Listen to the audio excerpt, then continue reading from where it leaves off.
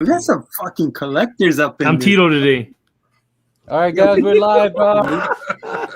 Look at this cast real quick. This is like some premium shit, bro. I shouldn't be here, bro. I shouldn't be here. What are you talking about? I know. I just happen to be in the neighborhood. Hey, you know what? The thing is, I invited 11 people, so if all 10 of them shows up today, I'm out of this panel, okay? And you guys, fucking talk about yourself. All right, guys, we're live. Welcome to Sick and Near Me Comic Channel. We got people from YouTube and Instagram. You don't have one of those cool intros? Nah, fuck that. Yeah, he's old school, man. I can't look. I only do this once a month. He literally just pressed live. Okay, wait then. Hold on. Okay. Where's the music? There's no music, but here's this 30-second countdown.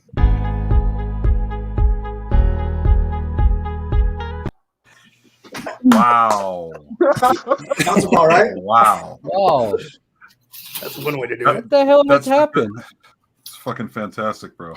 All right. You know this is top-notch show when fucking everything goes wrong, right? All right, guys. Hey, thanks for having on the show. Wait. Okay, we're waiting. Are we good? Everyone, yeah, we're live. I mean, Jay Salsa is in the chat right now. All right.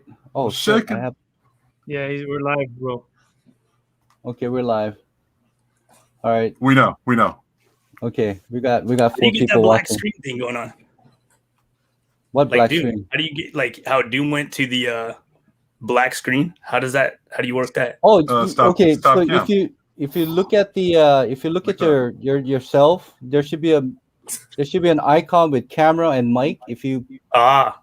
Cool. If you push on those, your camera goes off, and if you push that, you mute your mic. There you go. No, you don't. Nah, he fucking kicked himself off the damn thing.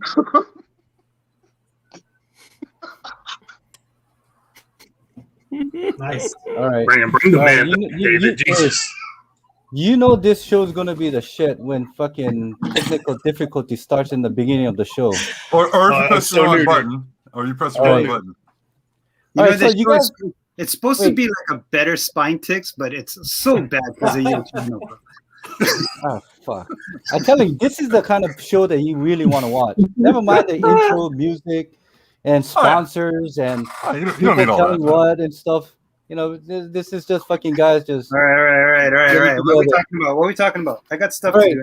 Fight tomorrow. So you guys all met up with each other. You guys know each other, right? Yeah. You know Rated Raw, right? No, never seen them before. No. They're almost Rated Raw, right? Yeah, Rated Raw, man. Hell yeah. But this is my first time seeing them. I've seen them. Is this the first time anybody's seeing you? I think it's the first time we've all met Rated Raw. I think it's the first time we've been with Tom. Hey, how much people you got watching? 4? You got 4 people? We got 8 people watching. Maybe 6. Everybody in this panel is watching right now. It's an exclusive club, dude. Yeah. Fucking live. We should just do this offline. What are you talking about? We got people in there. You got Hazel Dan. You got Jay Salsa. You got Pajama. You got AB Comics. What's up, AB? I mean, look at you got people coming in here. Don't even watch Hazel Dan. Yeah, they're congregating. They're working their way in here. All right. I know Tuesday being the whole lineup of live shows and things. So I know Thoro and hey Gomez. Don't you guys have something going on today as well? We do. Yeah, I think at 10 they do. Okay. They spotlight. All right. Hey, so anyway, why I have invited all you guys to this to my show is there's a couple of things that I want to ask you guys, or there's things that I brought into my attention. About that rash you talked about the last time, right?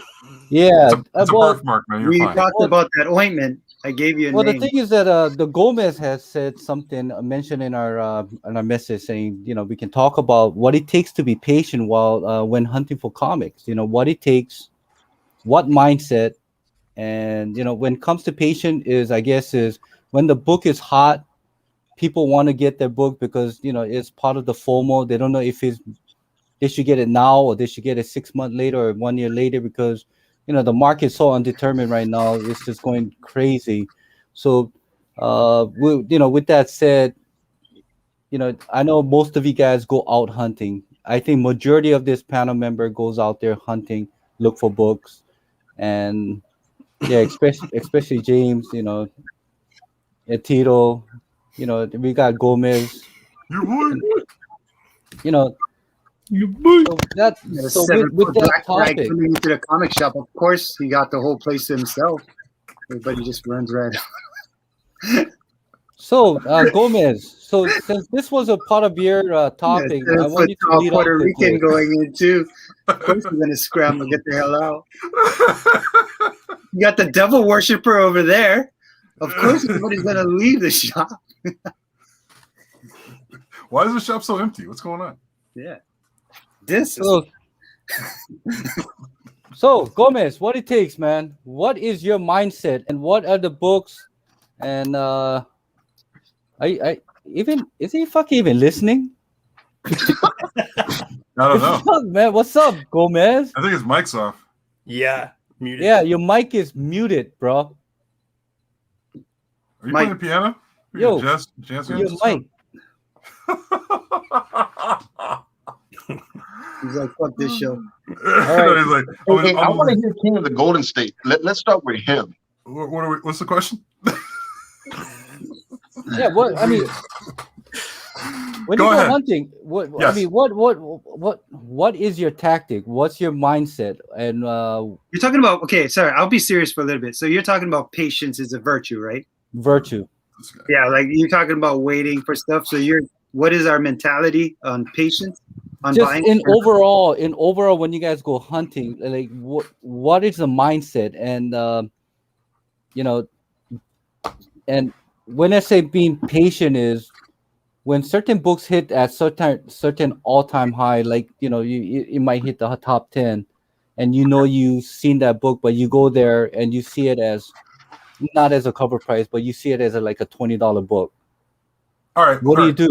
Do you pull the trigger? Do you pull the trigger and say, you know what, I want to get this because this action might go high? So it's just overall, what is the mindset when you go hunting? All right. So the mindset for me is hope that I find it, and hopefully I can find it at a reasonable price. But sometimes lately I find myself hunting for something and end up finding completely something else that I like. Oh, I've been wanting to find out for a while. For example, I went to go look for I was out strictly looking for Bitterroot Stray Dogs books, like fillers, and I couldn't find neither one of those. But next thing you know, I come across Silk number 4 Ginny Frizen variants, and at cover price, which is the weirdest fucking thing. Yeah, it's just one of those things where it's like sometimes it just falls in your lap, and you can't. I mean, if you also when you're looking for those kind of books, you're thinking about it's on the top 10. You got that flashcard mentality sometimes, where it's like you knew where that book was at, like say maybe about 2 or 3 weeks ago. You could probably run back and go get it. Because some of us, let's not lie, some of us go through a bunch of books and we go over them and be like, yeah, we don't need those books until we realize, all right, that's a hot book. Maybe nobody wants, maybe nobody at the antique shop, is going to go pick that up. Maybe I still have time to go pick it up. So, hey, King, so you kind of brought up something that I was thinking. So, do you watch top 10 lists and then go hunt, or is it just a circumstance type deal? It's a circumstance type deal. Do I follow top 10 lists? Yeah, I do. I mean, I'm not gonna lie, because sometimes I use it as a tool. So but I'll look for other shit because I'm not really gonna look for things off the top 10. It's just happenstance when that shit falls around. So it's like I said, if I was looking for stuff like Stranger Things, Bitterroot stuff, because I swung and missed on Bitterroot.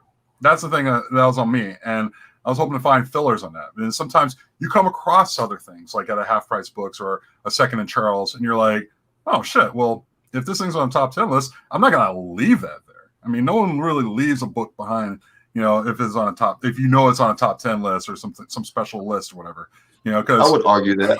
I mean, I left books that were in the top 10 list because I really I don't care. definitely have. I mean, I would take it just to flip it, knowing that somebody else wants it. Or there's times though, Tito, where I'll be like, fuck it, it's not even worth going through a whole bunch of things because like I like to go out with a bunch of books, not like one book where it's like if it was for example, if it was on a top 10 list and it's just one little fucking book, I'm probably gonna leave it for somebody and go home, But like if I'm hunting for something else and I come across that book, and I get able to get a bunch of other books with it, I'll just put it right in the pile. I might even fucking read it. You don't sell books, Tito? What's that? You don't sell books? No. No? Okay. Well, then that's why he wouldn't take a top 10. Some of the top 10. All right. See, I understand that. That makes sense. Because, like for example, if I see like I don't know, like some Incredible Hulk issue that happens to be a big thing, like say, or like what is it? First Scar, for example. I saw that. I don't give a shit about it. But would I want to take it and sell it? I probably could do it and make a few more bucks. That's found money, So, but I prefer to get that along with a bunch of other shit, some bunch of other books stacked in there. Because I don't want to just specifically buy a top 10 book, just that one book, and just walk out the door. It's a waste of fucking time. Well, anybody wants to add to this? Yeah, I'll go. I mean, for me, it's got to fit the collection, man. I got a certain collecting style, I guess, if you want to call it that. Everybody's got a niche or an angle that they want to do, and I don't want to just pick up anything just to have or accumulate more books, right? I think that's part of the, I guess, opportunity with collectors is we got a lot of books, right? And I don't want to just keep adding books and keep adding books rather than possibly saving up for those keys that I prefer to get, right? I think that's going to be a little more strategic, a little more aimed. But when you're in a store, I mean, you're flipping through books and you don't know what you're going to find, right? You don't know what you're going to run into. So it's all about opportunity, right? If the opportunity presents itself and it's a good buy and it's something that you could, for me, flip or sell, I'm going to go ahead and flip it and sell it and be done with it, right? It's not going to take up any room. But there's some other books that may be hot today, and 2, 3, 4 weeks from now, you run across them. They've already lost their steam. So is it worth picking up? It might be too late. You got to pay attention. Sorry, I got to step on that real quick, though. You got to pay attention to the reason why it was hot, though. I think that's very important because you said something important where a book gets hot. Yep. About 4 weeks, maybe 2 months, it dies out, becomes nothing. And later on, it spins into something else. But the reason it originally got hot was because of something that's going to happen 2, 3, 4 years down the road. Yeah, so, I mean, we call it as old spec. There's never any dead spec, right? It's just kind of there. You know what I mean? Yeah, exactly.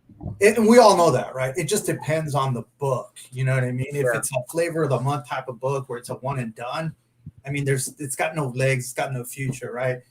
If it's attached to properties and a bigger arcing purpose, if you will, then of course you're going to pick it up, right? You know, it's like Arrow's channel. He'll throw up a spec, and I like to go back maybe 2 months from that and then start looking for it because it gets heat right away, and then it will cool down a little bit, and then you can always grab it then, 2 months later down the line. Yeah, for sure. And a lot of it too is like, it's so weird. Like I've been in this long enough to realize that there's a big difference between a hero spec and a villain spec. And that's a huge one. Villain spec seems to be, unless it's like a huge villain. Unless it's Star Wars, bro. Let's be honest. Star Wars or early Spider-Man villain. Yeah. No, just heroes and villain in general. For sure. Heroes seem to have a longevity to it, especially if you're patient on some of the younger ones. That seems to be getting kind of huge now. But villains seem to come and go real quick. Like somebody was talking about, like the only reason Iron Man 55 is still not worth anything. Sorry, that sounds bad, but still has a good amount of value is because there's two people. One is a hero and one's a villain, right? So, so there's like two people attached to the book. But as soon as Thanos left, so I think that's another key thing too to remember. I don't really know if we're still on the same subject, but I just wanted to kind of just talk about that too. I know we're talking about patience. I'll wait for my turn, but just wanted to say that. All right, Thorough, do you Yeah. have anything about being patient when you're hunting or You when got you do this. go hunting? So it's not for me. It's not about patience, bro. It's about being smart. That's my little one in the background right there. So I know Tito got started right now.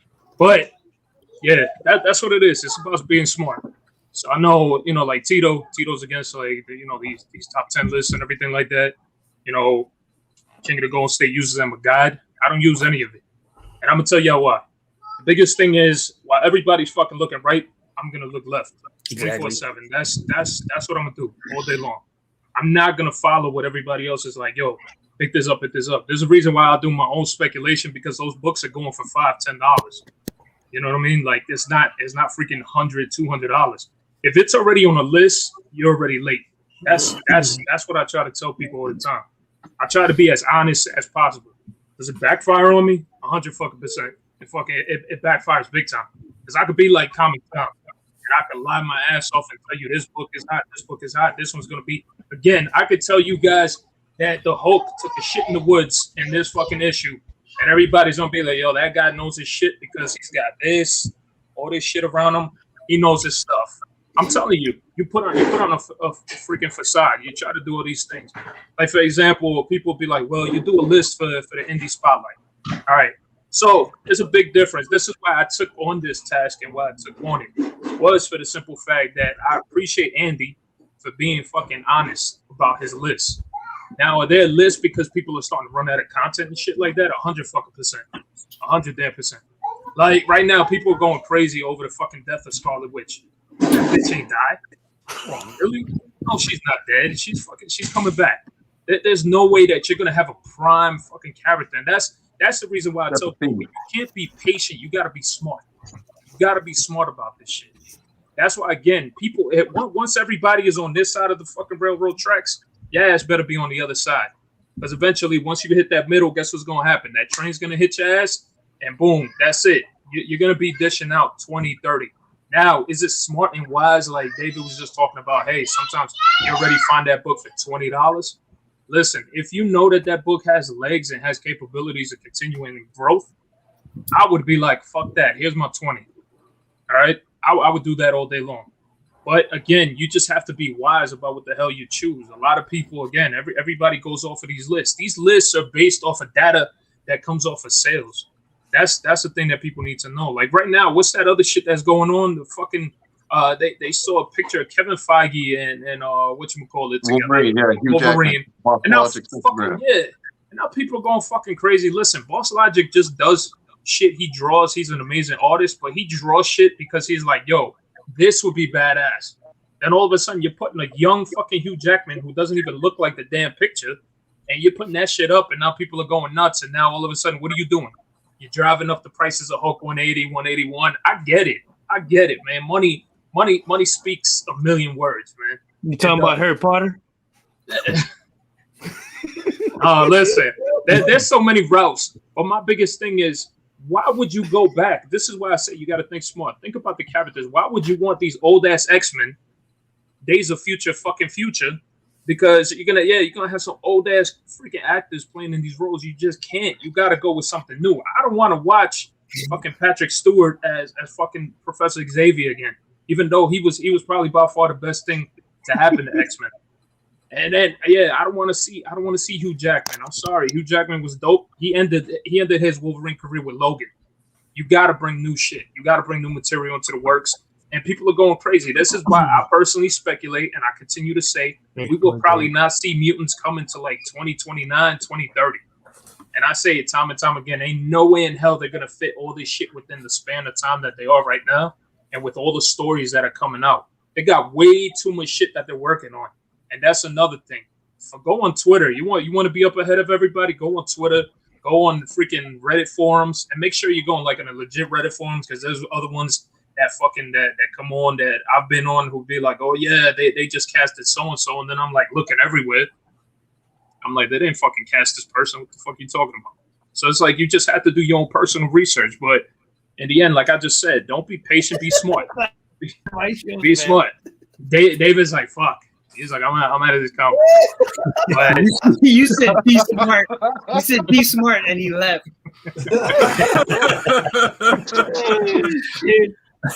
No, but those are the things. I'm being honest. It's not about being patient. Just be smart, because there are some books. There's books that people right now. Too, you got to be patient and you got to be knowledgeable too, though. And opportunistic.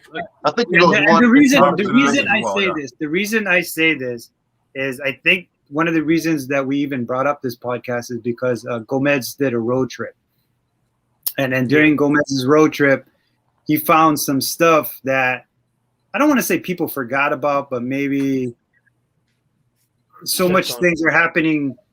Well, kind of like what Thorough said, right? Everybody's looking right, so maybe he looked left. I don't know. Gomez has to talk about it since I didn't do the shopping, and Tito does it all the time. I think Tito is one of those people that I remember back in the day just did not give in to buying certain things. And I'll let Tito talk for himself, but I mean, I remember you were one of the hunters that never let the market kind of sway you to buy certain things. And it took you a little bit, 2 years, 3 years, but you eventually found the book you wanted. So there's that patience on that side of the things too. I think when it comes to speculation, yeah, you're right. I think Thorough's, super right as far as like not just in the moment, but like what could happen in the future, right? Always thinking ahead. Sorry, go ahead. But you guys are talking, well, I want to put words in your mouth. So if I am misspeaking, then please, let me know. But it sounds like you guys are talking hunting / speculating at the same time. You're hunting for the books that are going to grow future value. You're getting, I don't do that. I'll tell you honestly why, because speculating to me is like, I suck at it, so I'm not even going to try. But what I do is I'm able to understand that, like everybody's saying, everybody's looking this way, I'm going to go ahead that way, and I'm going to go and find my books. And, Doom said it best. Yes, it takes me years to find a particular book. But guess what? I found Ultimate Fallout 4 for $1. Congrats. King, you found Spawn 185, the sketch variant. Yeah, for $8. It's out there. And my strategy when it comes to hunting is I just go. I have no strategy. I just go in there and I just find books. And if I find them, great. If I don't, I can assure you I strike out way more than I find books. Same here. I didn't strike out, I'll probably be making a fuck ton more videos, but I strike out a lot more. But when I do find books, I find some pretty good heavy hitters out there. So, yeah, and these top 10 lists, they're like tic-tac-toe. They're a game to me. Like, I watch them, and I'm like, oh, I got that one. Oh, I got that one. Oh, I got that one. It's a checklist, basically. It's like a baseball card checklist. You just talk about what you have, and it's like, oh, hey, I have this. It's right back here somewhere. Most of them I don't even want. I'll just straight flip them. Yeah, see, that's the thing. I like to troll people on the top 10s too. So, usually gets me in trouble. Usually I get some laughs, but yeah.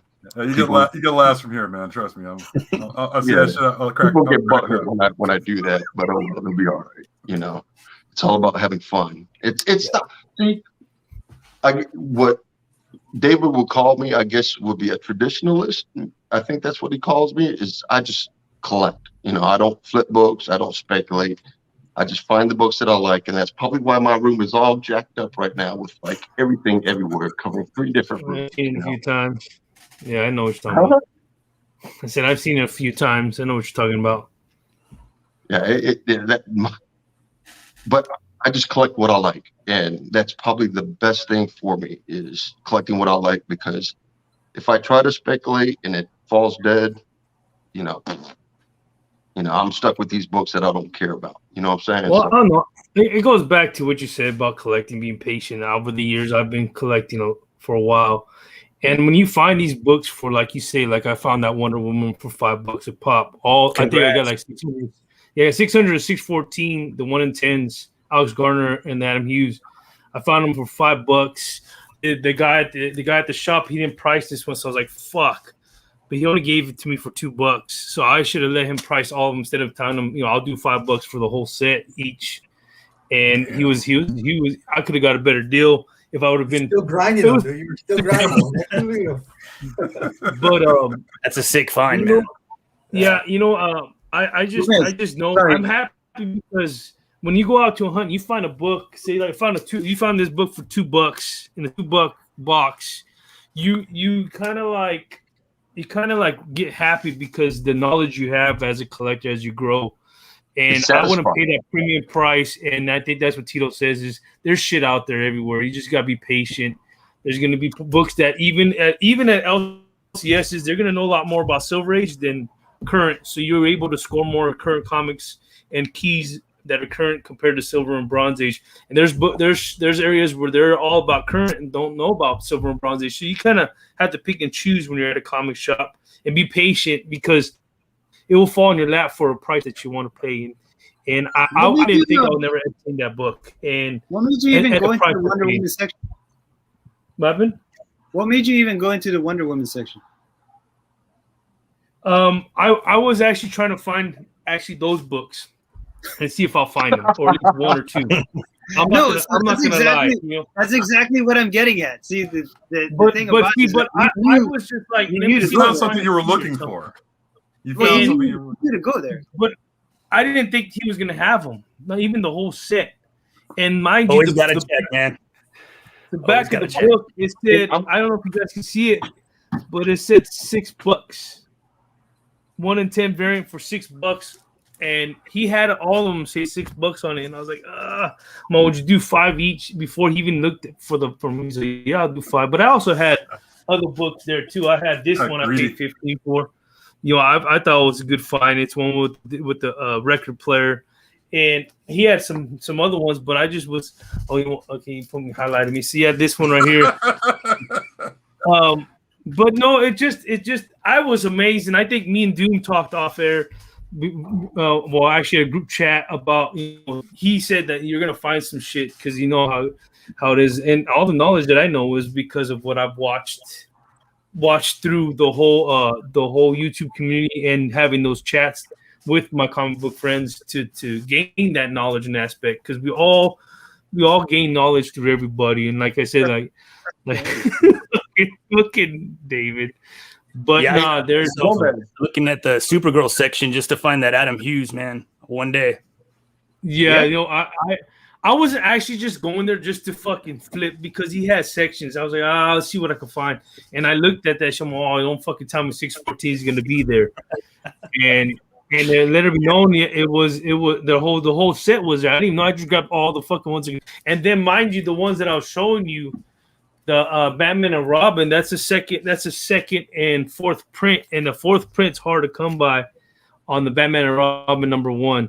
So I was happy to get this one because you don't see these second and fourth prints that often on this issue #1, and it's an iconic cover. And I just was like, I got them, and they were not even poly bagged. They were all just, most of them were just bagged but not boarded. Actually, let me take that back. But he gave it to me for $1, and I couldn't pass it. I actually, when I went there, I told my mom because we were driving out of town. Me and my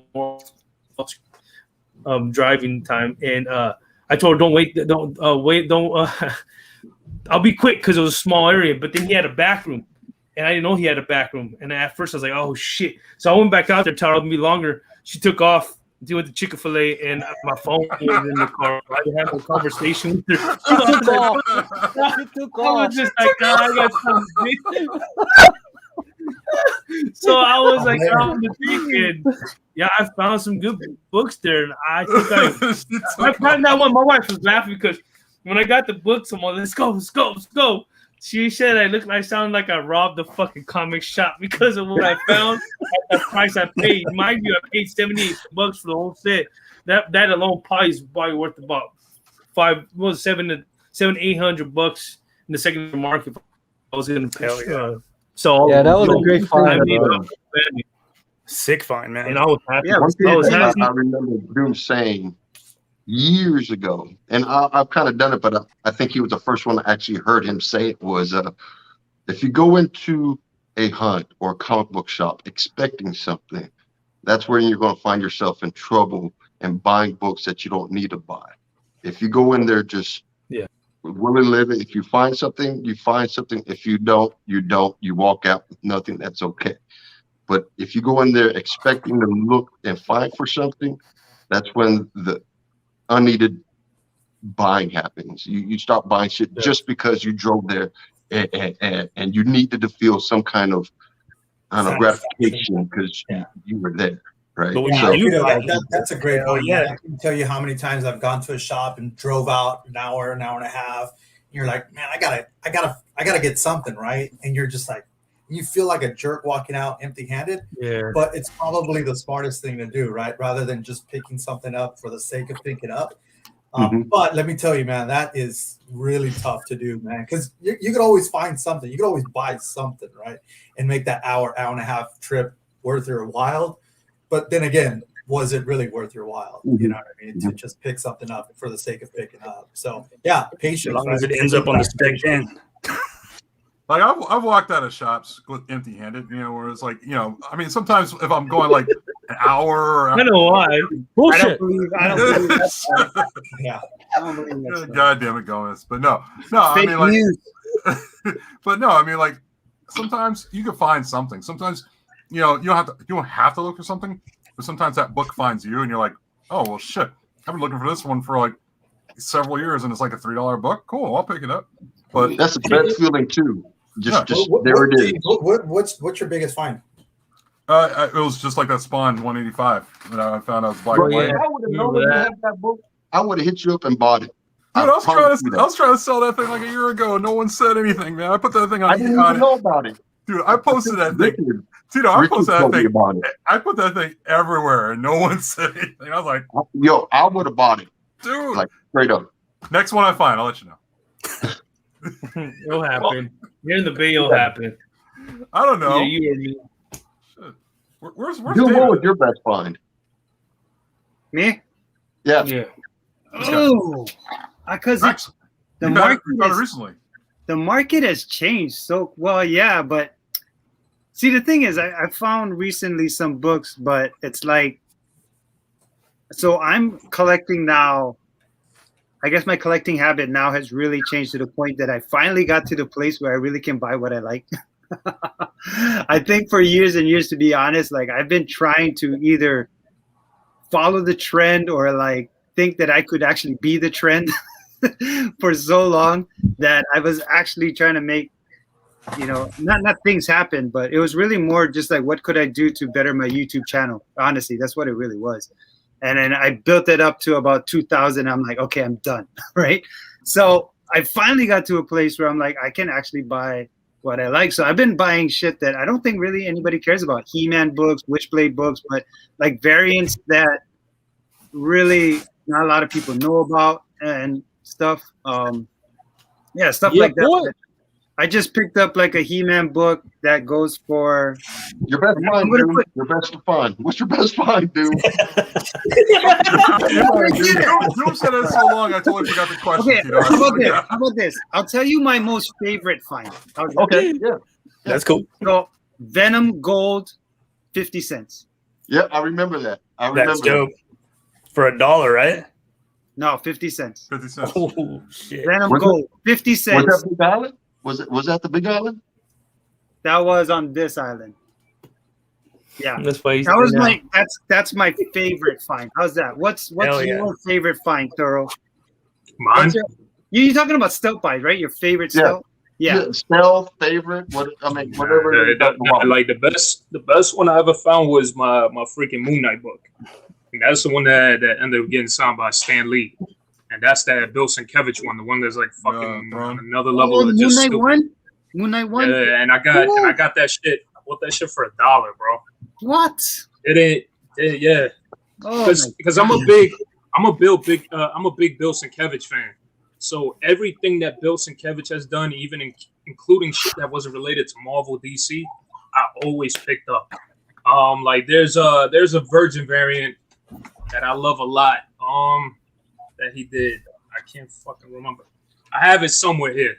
If I ever find it, I'll take a picture and post it on IG. I love that book. I just love his art.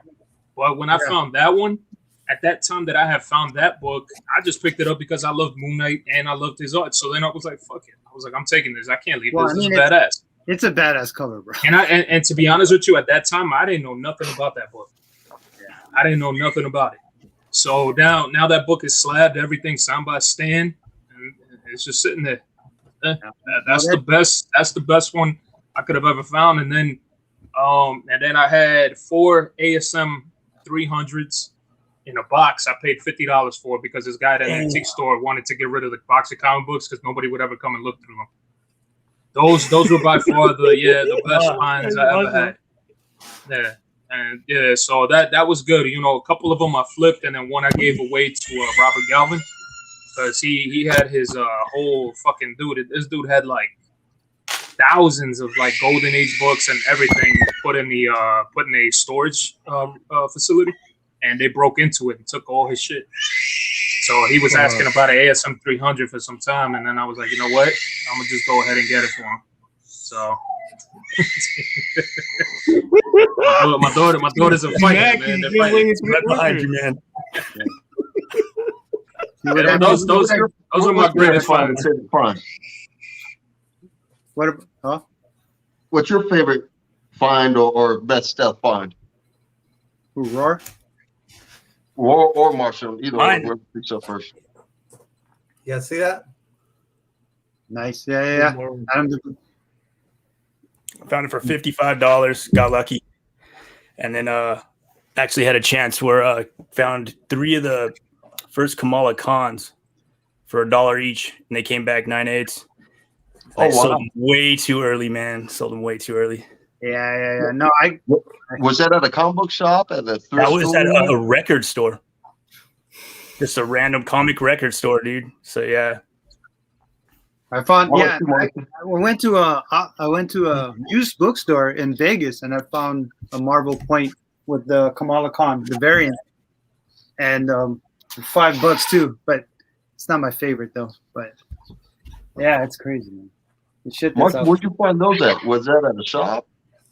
Yeah, man. So last summer, I did like a little crawl, I guess you want to call it that. I hit up like freaking 10 or 15 shops. Damn. All in about a week, and I found one of these Ultimate Fallout 4s like at a small con. Then I found 4 at a shop for $10 each. Jeez. And then after that, I found all the Riri Williams second print. Get this, still on the shelf. Still on the shelf. The guy had like stacks of shit like behind it, and it was just a mess. And when I see those shops, I'm like, all right, it's on, man. You gotta have patience to go through everything. And this was like at the peak of Miles Morales mania when everything was blowing up. The guy had a copy. I made a video of it too. The guy had a copy, I think about $150 on the wall of that second print. And I was like, there's no fucking way that I'm walking out of this store with 4 copies of Ultimate Fallout. Granted, their second print, right? And so I walk up to the counter. Sure enough, I have like a BS book in front of it. That was a day that I picked up like 3 or 4 books just to get the stack going. You know what I mean? And he's flipping through it, and then he's like nodding his head, going like, "I didn't even know these were back there."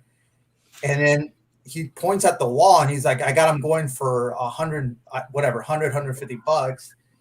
And I'm like, "Yeah, but they're second prints," kind of playing it off. And he's just like, he just rings me up, and I freaking bagged, and I got the hell out of there, man. I was gonna go hit like 2 other shops, and I'm like, my day is done. Your day is done. Go the fuck on. Yeah, cash out, my guy, cash out. I used all my luck on this one.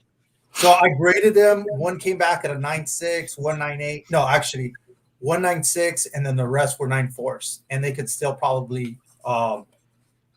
I could probably get a grade bumps off of some of those as well. So I'm just waiting to cash those out as well. Hell yeah.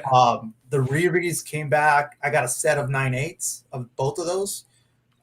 So just fucking flippers. And they're ready. Yeah. And that was only half of what I picked up. The other half was a bunch of Star Wars books. This was again when Star Wars was hot.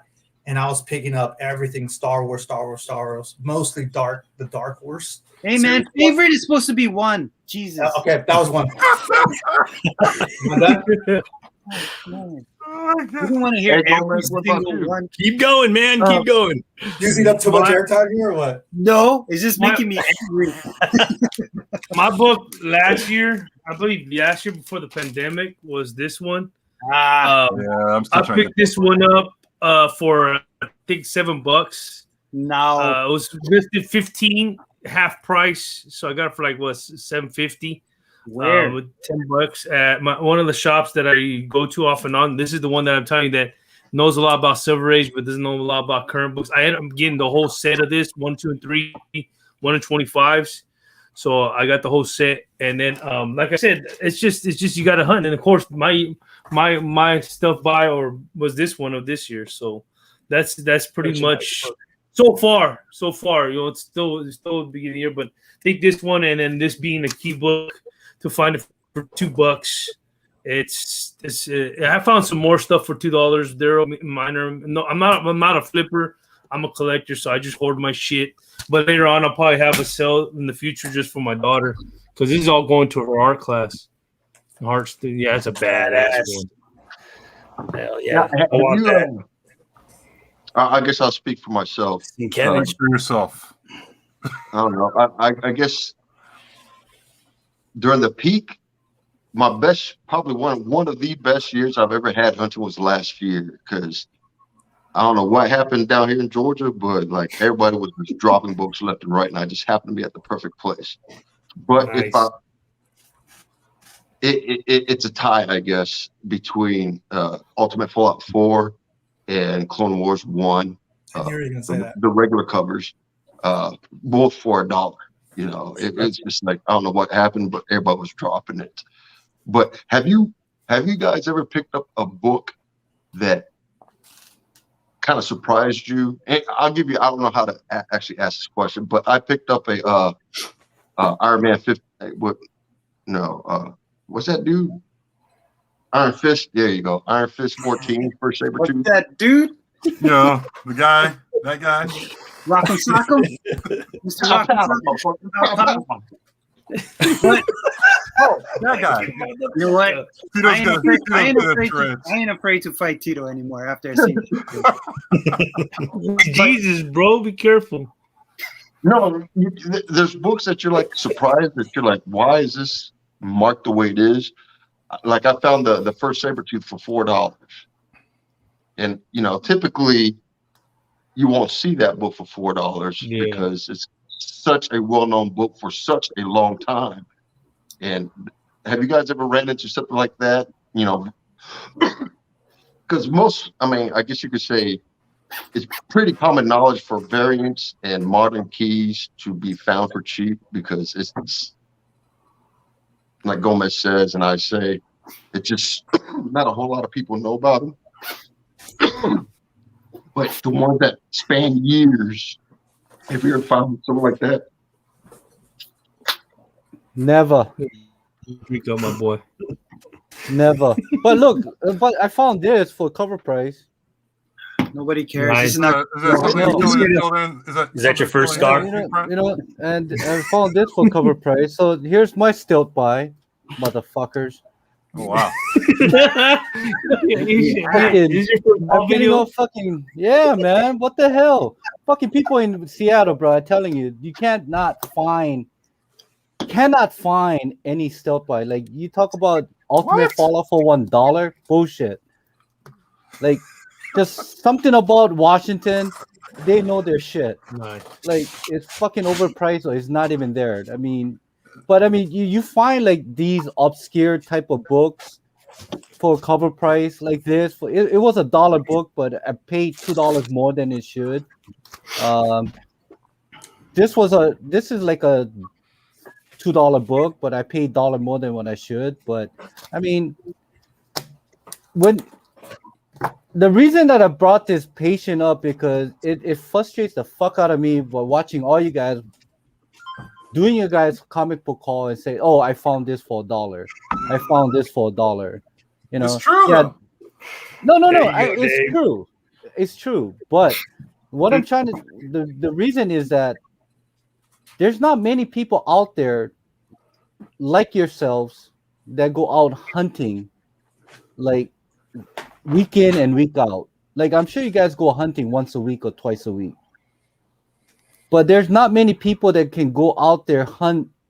Like for myself, I probably can go hunting once every month, and there is a small window of opportunity. Maybe I might able to maybe hunt for like 1 or 2 hours, and majority of the time, like Tito said, I get strike out. I mean, there's nothing in there but just dollar books, and I do walk out pretty pissed off, and I get mad. It's like, fuck, man, why is this people finding all these books, and fuck, I can't even find a fucking $5 book that I can flip for like $25 or something that I want to keep for myself.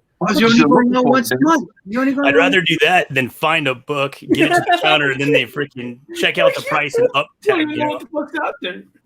Yeah, I mean, it's true. But as for myself as a collector, there is certain things that I go out there and I think to myself, you know what, I'm gonna get something today because this is the only time of the month that I have 2 hours to check maybe 50 long. Well, wouldn't that give you a high expectation to be bummed out so much when you go out there and say, I am going to find something? Doesn't your level of expectation just outweigh? But that's my level of expectation whenever I do anything. Like my expectation is always got to be all-time high. And when I do find it, and look, this was nothing, but this is something that Freddie has talked about. When I found it, I was fucking happy. And I checked the next box to it. I found this. I'm like, damn. And lucky to find that I found this for cover price. I have no idea what those books are. What are those books? Well, that feeling is awesome, though, man. Hey, highlight yourself so I can see what these books. Okay. The book is. Please don't, because he'll never get back to this screen. It'll take forever. There you go. Now I can see it. That looks better. All right. There he goes. This is Dave Wilkins' first ever published comic book, and and I think there is a TV series that be coming out on Netflix. Okay. Yeah, Dave Wilkins, the beast. So I was happy to find it, but it was never like what Tito has said. Finding the first Sabretooth. Finding. Hey, David, are there antique shops there around your area? Dude, trust me, I fucking went everywhere possible. I went to. You got flea markets you got flea markets out there. No, we got flea markets, but it's at the time where most of the time when they do have a flea market, I'm not available. So that's on you. That's on you. Well, that's on me, but it's like I'm not gonna change my schedule around certain things for hunt books. Like for me, my business comes first. Like I have to take care of my business. Oh yeah. It just so happens that you can't judge one person collecting style or how they bring books into their collection because everybody's lifestyle is different. Some people find it easier to just go to eBay and buy it, and I find it funner to go out and look for them. No, I get it. I mean, I buy shit from eBay. I mean, I bought this on eBay. This is my spec right here. You bought that at eBay? I found like 5 of them for $1, dude. On a 9.8? Probably about 3 of them, yeah. Yeah, but if you got it at 9.8, I mean, it's great. But what I'm saying is to a point where patient is the virtue, but sometimes guy like myself, I don't have that patience because I cannot wait once a month to go out there hunting, hoping that I'll find that key or that book in a high grade that I'm expecting. So this is going to be the next topic that I want to talk about is we go out hunting, we get the books that we want, but the thing is, on what condition are we willing to settle? Depends on the price. The price. If the price is $1, I don't give a fuck if it's an 80, 85. If it's a big key. Yep. Me personally, I I don't. If I'm gonna pay $80 for the book, it better be near mint. But if I'm paying $1 to $5 for it, I don't care if it comes back. Well, here's the thing. You gotta know too, as knowledge. It depends on the age too. Modern is different. But the reason that I say what condition are we going to be happy with is regards to if you're going to be flipping it, regards to if it's going to be for your own personal PC. Now you know that the grading market is growing, and you know that CGC, CBSI, and PGX or whatever grading companies out there is at an all-time level high where people are just sending books and books and books and books. And as for myself, I do sell things online as well, but I noticed that my slab books sells more faster and a premium price than the raw book itself. All right. So what condition in books are we willing to keep? You guys said, yeah, regardless what the condition is, I want to keep that book. But as for me, I'm in a whole different mindset. Years ago in Hawaii, there's this one comic shop. It's not even a comic shop. It's more of like a warehouse. What he does is he buys collections from overseas and things. And I was going through his long boxes, and I found Hulk 180 in a condition that is not even a gradable to a point. NG, no grade, or 0.5. And I left it there. Because I think, you know what? He was asking for $50. I would have taken it. What the fuck's your problem? You don't like the same thing? What the fuck is your problem? And this fucking live stream. No. Seriously? No cover. No, it's to a point where I left it there because you left in disgust too. You're like, put your nose in the air and you walked away. Yeah, I walked away with it, but I was content by not buying it for $50. But also, I'm done. I can't stay here. This is bullshit. That was a half long box full of X-Men. I believe was first Omega Red, X-Men 4. Yeah, and there was a whole long box of badass. Yeah, that's a badass. And there was a 3/4 of long box of Spawn #1. How much? Gomez. He was asking $5 each. I mean, regardless. I mean, this was like about 6 years ago. 6 years ago, I left it all there. Oh, dude. Because David. I'll tell you why, David. It's because you took the cherry Pop Tarts over the Spawn. That's why. Yeah. Well, the thing is that's why this condition. That's why this topic is.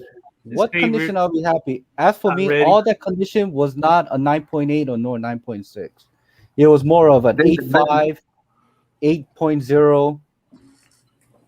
So I left it there because I'm not gonna pay like he was asking for close to about $10 to $5 per book. I left it there because it didn't justify that I want to spend $5 per book for Spawn #1 for a grade that is going to be coming out at 8.5 or 9.0. Doom, come get your boy. Come get your boy, man. Doom 9.2 crew. He was mad because it was a 9.2. Doom, come get your boy. I can't believe you're actually saying this out loud. Speaking near mine. No. Okay, let me I answer the question real quick, and then you can go do your whatever the fuck you want to do, Tito. So for the modern stuff, if it's really expensive, let's say I don't know, Spider Ghost #1 in Hyuk Lee variant. Is this Spider Ghost? Yeah. Go Spider. Yeah. Go Spider. Go Spider. There's something like that, something new like that. I can go down to a 9.2. I'm fine. 9.0, 9.2. I'm cool with that. That's no big deal. But something like an AF-15, I would say 3.0. Just because it costs so much. And I guess Bronze Age, 4.5, 5.0. There you go. Is that fair market value or your personal value? Personal thought of grade. Where's the book? Are you talking about grades? Grade, not the so value. it doesn't Grade. matter what book it is, at what price. If it's not at this grade, you will pass it up. No, I won't necessarily pass it up. He just was saying like I guess what is the minimum, right? Like where we're kind of stand at. That's where I kind of look. He's been saying if you pass up the book regardless of the grade, or would you buy it depending on the price? So, like he said he got it was a 0.5 for $50, a Hulk 180, and he passed it up. I wouldn't have For passed it up. I would have paid the For $50 just to $50, upgrade it. for $50, I probably would have not bought it, only because I'm so stuck on 181. It has nothing to do anything against 180. It's just I'm so stuck on 181 that for me 180 isn't the book. It's like trying to sell me Spider-Man 299. You know, I'm like, I'm not gonna buy 299. I'm gonna buy 300. You know, I'm not gonna buy Spawn #1. I'm gonna buy Malibu Sun 13. You know, so I'm just saying, like, there's certain books for me that people have had arguments with and such, and I'm not gonna fight the whole 181 thing. For me, it's all 181. I don't care about 180. So I probably would have passed, especially if it was damaged to a point that you said it wouldn't even get a grade. And $50, you said this guy had a whole warehouse. That's $50 I can spend on other stuff, right? True. Maybe I 10 would copies argue that. maybe 10 copies of that Spawn 1. I mean, that seemed more. Was it newsstand? What? The Spawn No, it was 1? all direct. No, It was all the direct. Spawn. Nothing was newsstand. Don't lie. Don't lie. No, serious. I went through the whole fucking book. I stayed there for about 4 hours, and I went through the whole boxes that he went. It was, trust me, nothing was newsstand. If it was, I would have picked it up, but not. It was all direct. It was in the condition that was maybe, I bought 2 Spawn book, that issue #1 that was a high grade, and I gave it away as an A-OK. But Thank you, David. Appreciate you. yeah, but I mean, going back to what Doom says, like, yeah, as for me, Hulk 80 wasn't the book that I would want justify that, even though it had no grade, just for the sake of having it. But if you have seen the condition of the book, regardless at that time, I was not gonna waste $50 on a book, something that I will not be happy with. Yeah, I mean, it's just it's where your finances are, and it's how much value you put in that book. And I mean, like, I've seen people buy 1.0 major grails, not like action, but like 1.0, 1.5. There's a small part of me that's like, your book's gonna get worse in time, right? So you better keep that thing slabbed and never touch it, because once CGC reslabs it, your book is just going to turn into dust. It's just going to turn to the powder. And they say stuff like it's got a little rusty staples. I'm like, it's going to get worse. It will. So there's a certain point where I'm like, I don't need a high-end book, but like, I kind of have to look at the staples. I kind of have to look at the other elements that goes with it, because check for mold. But I don't need a 9.8. I guess like maybe David needs. I don't have to. I'm cool with a 9.2, 9. Modern books 9.8 for me. Yeah, like, so for you, like, you need the 9.8, right? It's 9.8 or nothing, and that's fine, and that's your style. That's totally cool. But I'm just saying, like, for me, I don't need a 9 point. I don't need a 9.8. So. But again, I'll buy a coverless book, a restored book, a qualified label book. I don't really mind, dude. So yeah. Show that book again. This is Fantastic Four Annual 6. This is the first Franklin Richards and the Annihilus. So yeah, I'll take this. $20. I'm sorry, I'll take it all day. But yeah, coverless. So. You say okay? I can tell you right now that Hulk 180 is far more worse condition than what you have shown. So I mean, it's still a 180 though, man. So in someone's eyes, yes, I understand that. But at the time, if I was thinking in the mentality of flipping that book, I probably would have bought it and probably have gotten it graded or did something with it and sell it. But I was thinking more of my own personal collection, and I was thinking to myself, like, there's no way I want to spend $50 for half-eaten Hulk 180, regardless if it's a cameo of Wolverine. So I mean, that's why I wanted to talk about this, like what Doom says, like, he doesn't really matter on the modern book if it's a 9294. Long as he has it, it's okay. As for me, as for when it comes to modern key book, it has to be not more than 9.6 or better. Has to be 9.6 or better. Yeah, I agree. You Do you know, have multiple copies of the 180? Because if you had multiple copies, then I No. can see why you'd put it back. No, at that time, always thought that 181 is the book to have. I never thought that. Even till today, 180 is not the book. 181 is. You know, I bought a 181 in a 4.0. I had Freddie Preston. It came back a 6.0. So there was a 4 great bumps into that. So I was very happy with that. I don't think that would ever leave my collection. But for me to buy 180 just because it's a cameo, no, I'm happy with 181. And I always think that it's going to be the book to have is 181 instead of 180. If you have to compare, in my opinion. For sure. You know, so, you know, that's going to be an ongoing debate. What is the first? What is not? You know, you guys can say that because I always think that reprint of the book is not the first appearance, but everybody wants to get that because due to the low print and what. But to me, that's bullshit. Always get the first print of that certain character, regardless. You know, that's just it. I'll take a 182, dude. What? I'll take a 182. 182? Yeah. No. I say I had to pass because there's certain things that I have. There's a certain things that I would like to invest my money into when it comes to this major grills is 180. You know, Giant Size X-Men #1, even though that's like the second, but it does have the new first appearance of the new X-Men, you know, crew. So well, it's also Wolverine's it's like Wolverine's second appearance, right? So I mean, second full appearance. Yeah, so there's a lot going for that book. Yeah, there's a lot going for that book. So you did going back one time, right, Doom? What is that? The Giant Size X-Men, you gave it in a giveaway one time, right? Yeah, that cat gave away one. Yeah. I remember. That was 2000. I think it was my 2000. Yeah. 2000. Yeah.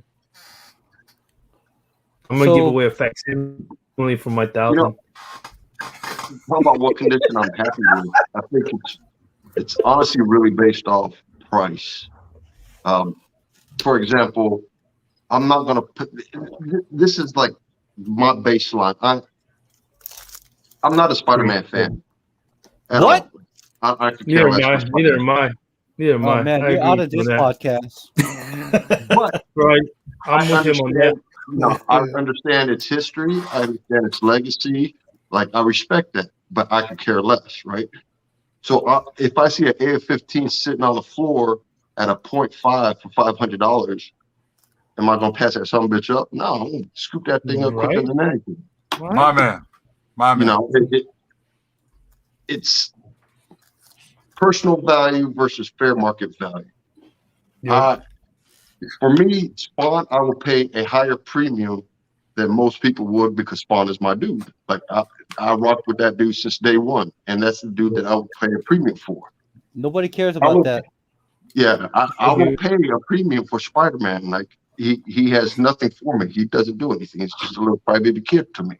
So I'm not gonna pay that premium, but I'm not gonna pass up a 300 sitting on the floor for like $25 at a 4.0. You know what I'm saying? Like it's value versus condition versus, you know, it's history. How about knowledge? A point? Knowledge. You know, I bought a 0.5, if that. I mean, honestly, if that, a 0.5 Submariner #1 for $5. I'm not going to pass that up. I don't have that book, but for $5, I can still open it. I can still see it. Yeah, I'm going to pick that thing up. Makes sense. That 180 you're talking about, Dave, you could have taken it, graded it or whatnot, flipped it, and then put the money towards the 181 that you wanted it. That's how I see it. Yeah, no, but back at then, I was not selling. Get rated right. Whatever I purchased, it was for my own I think we're all a little pissed off at David for not picking it up. He passed it up like he passed up a 180 coverless copy. He claimed You it know all what chewed up. It was like $50. He could have turned that around. I think And what it is, I'm trying not to say a word about this. I'm like, No, God, so here's the thing. what Here's is? the thing. What, So no, that was dude, you need therapy. You need no. The thing is that when I was in Hawaii, my whole mindset was not selling. It was just more off for PCs. Just what I can get in my collection. You know, Ew, there was coverless. Ew. well, it wasn't covered. It had covered, but it was half eaten. It had cover. It had cover. It had cover. But the Get out of here. condition I'm was done. a lot I'm more done. further Screw this. damaged than what Rated War fucking Had guy. cover. Had cover. But trust No, me, hey, David, I get it. I mean, Wolverine to you is probably not value. Like, you don't have that kind of attachment. I know a lot of people that don't have that kind of attachment to Wolverine that would not spend $50.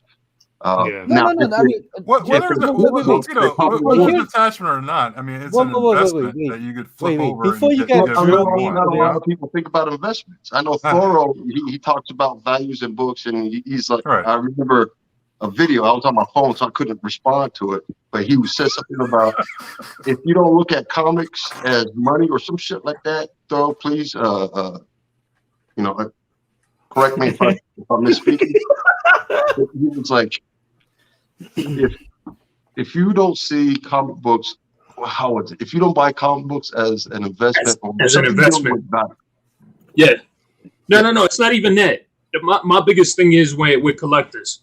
Collectors need to all stop lying to themselves and just plain out say that you don't care about your value or what the fuck you own in your own place. I don't care if you're collecting coins. I would argue that.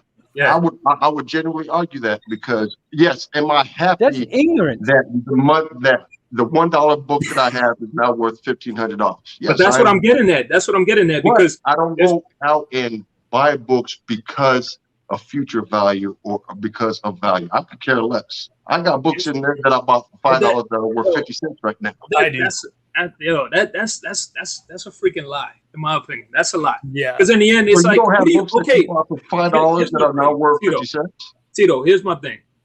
Do you personally, you got kids, right? I know you have. Yeah. You got a daughter, correct? Yeah, two of them. All right. So two pain in the ass. I got two of my own. So when you die, you can't take this shit with you. And I don't want to sound morbid about stuff.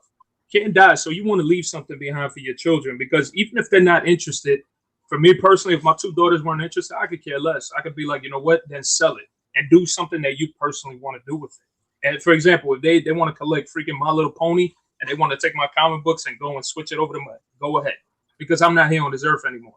I'm not gonna need it. So people can never sit there and say that they do not care, that there's no value to their stuff, because you do care. Because in the end, this is the reason too why no matter what you want, whether you want it for your collection, whether you want it because it was on a list, or whether you want it because it has value to it, people can't have to stop lying because you get hit with that. That's what causes FOMO.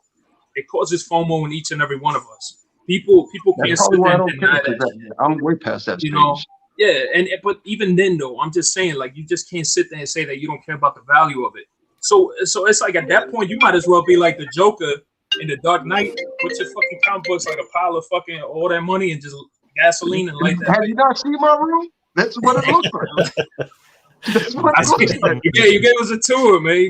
But that's what I'm saying though. But like, you can't sit there and just say that you don't care about the value of your stuff, because you do. Because in a sense, it's valuable to you, whether it's not monetary, but it's valuable to you because that's your collection, and you've freaking gone out hunting for these things. So that's what I mean when it's like, yo, you gotta have some value and an investment. That's what I was talking about. Like, people can't say, oh, I don't value it. So why the fuck you collecting then? Okay. So maybe I misunderstood you when you said that, because is there value in my comic collection? Yes. I mean, I got to be stupid not to say that. Yeah. But I do not buy books for future value. It just so happens that it makes sense. I got you. Yeah, I got you. You know what I'm saying? Like, yeah, I'm in the same boat as Tito on that. I don't flip. Is it for the read then?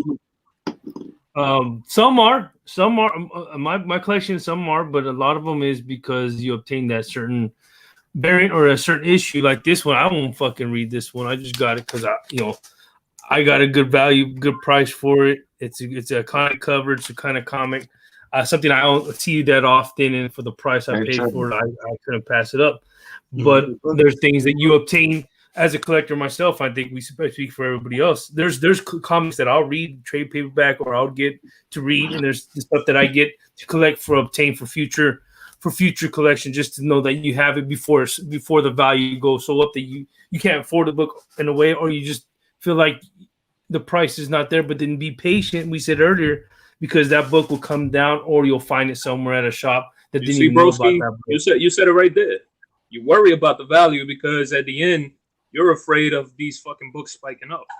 Yeah, but I'm not worried. I just know that if it spikes up, I'm not going to get that book because I know that book is not the price that I will pay for it. So you want to be ahead of the curve. You want to be ahead of everybody else. Kind of, and not because the books that come out, they're some books that you find, those books that I found, books that some LCSs will know about them and price them up at a premium price.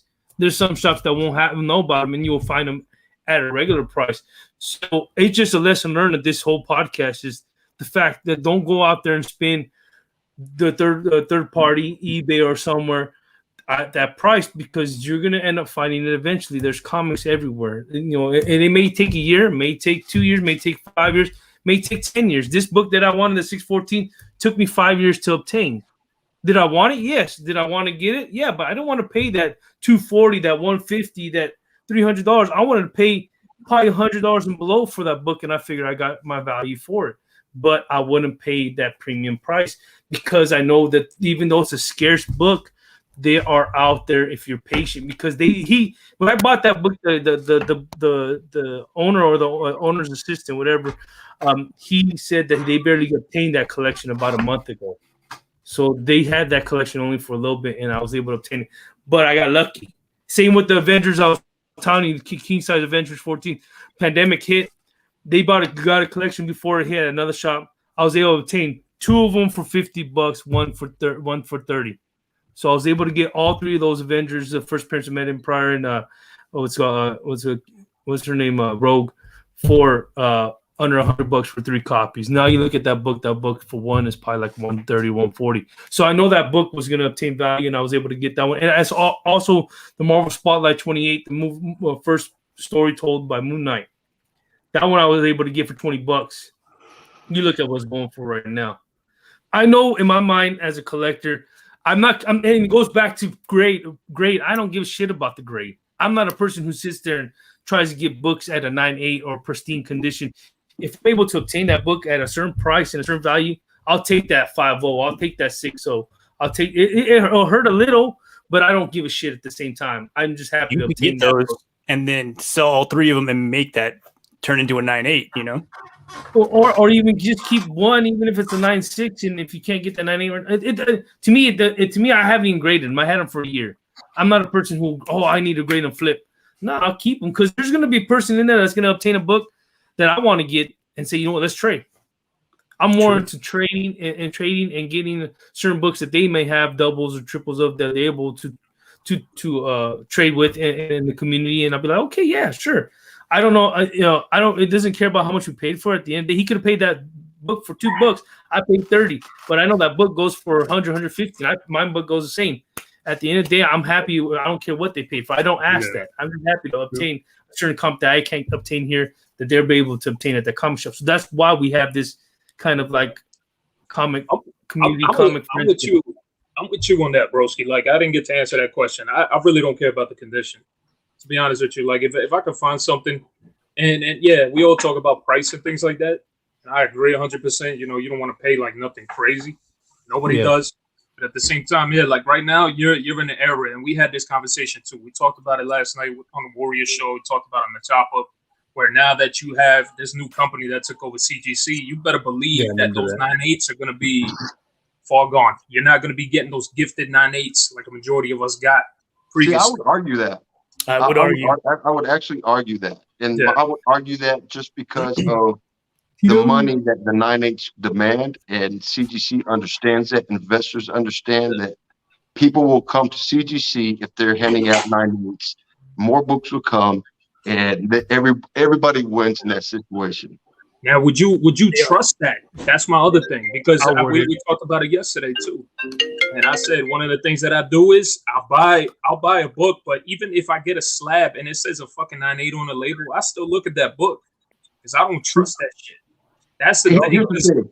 There's books, Tito, that I have in my collection, man. There's a book that I have 4 ticks on, and I got a 9.8 on it. Brother, and then there's another one that was a 9.8 candidate, and all of a sudden I'm getting a 9.4. Take it out this damn slab, resubmit it, and all of a sudden I get a 9.8 again. Because of the new graders, they got a bunch of new graders coming in. Huh? Jay-Z approved. Fuck it.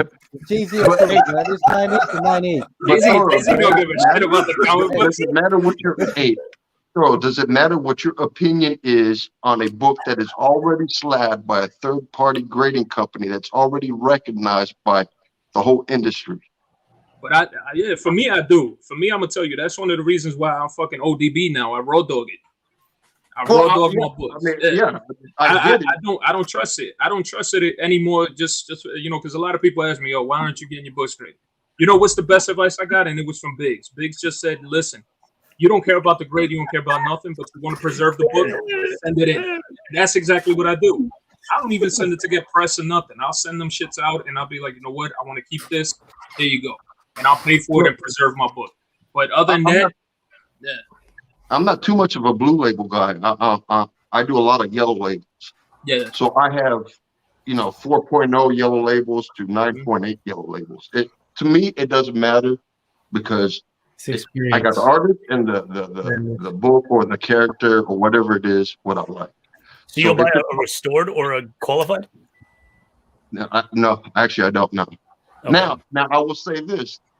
I have a ASM 129 and Avengers 4 that would probably come back one of the three, because them bitches are all fucked up, and I don't even know how to grade them.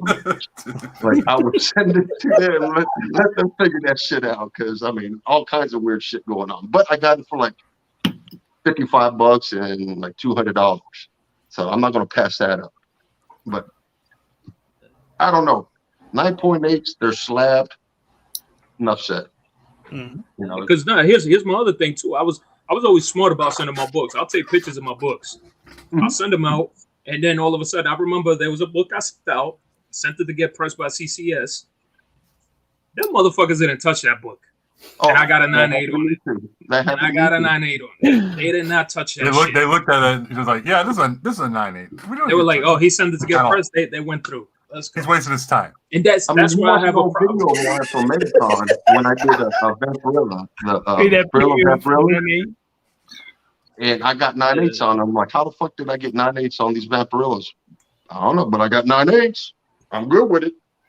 Yeah, I'm happy. Put them in time I bought the color a good day, because if I was to sell, I would much rather take the 9.8 value than a 9.4 value. Oh, of course. Hell yeah.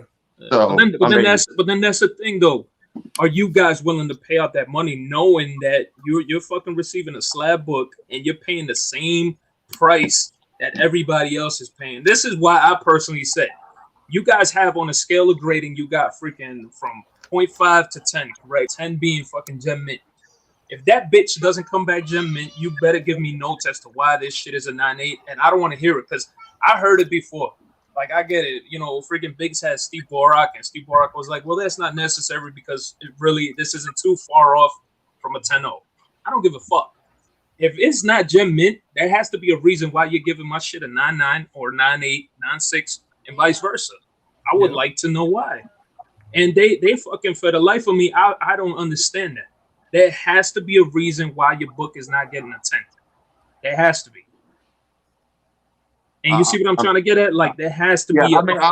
I'm totally with you. I just think that it's so inconsistent with grading from person to person that if you were to take, Tito and Thoro to grade the same book, and one comes back one, and another one comes back the other with grading notes, man, that'll cause a shitstorm, like a serious shitstorm.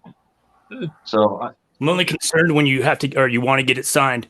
Because if you have a book cracked to 9.8 and then it comes back and it's all of a sudden a 9.4, and it's because of the graders did not do their job, You know, that would be the only time that I would actually look at the book, because I want to make sure that if I'm signing the book, it is a 9.8.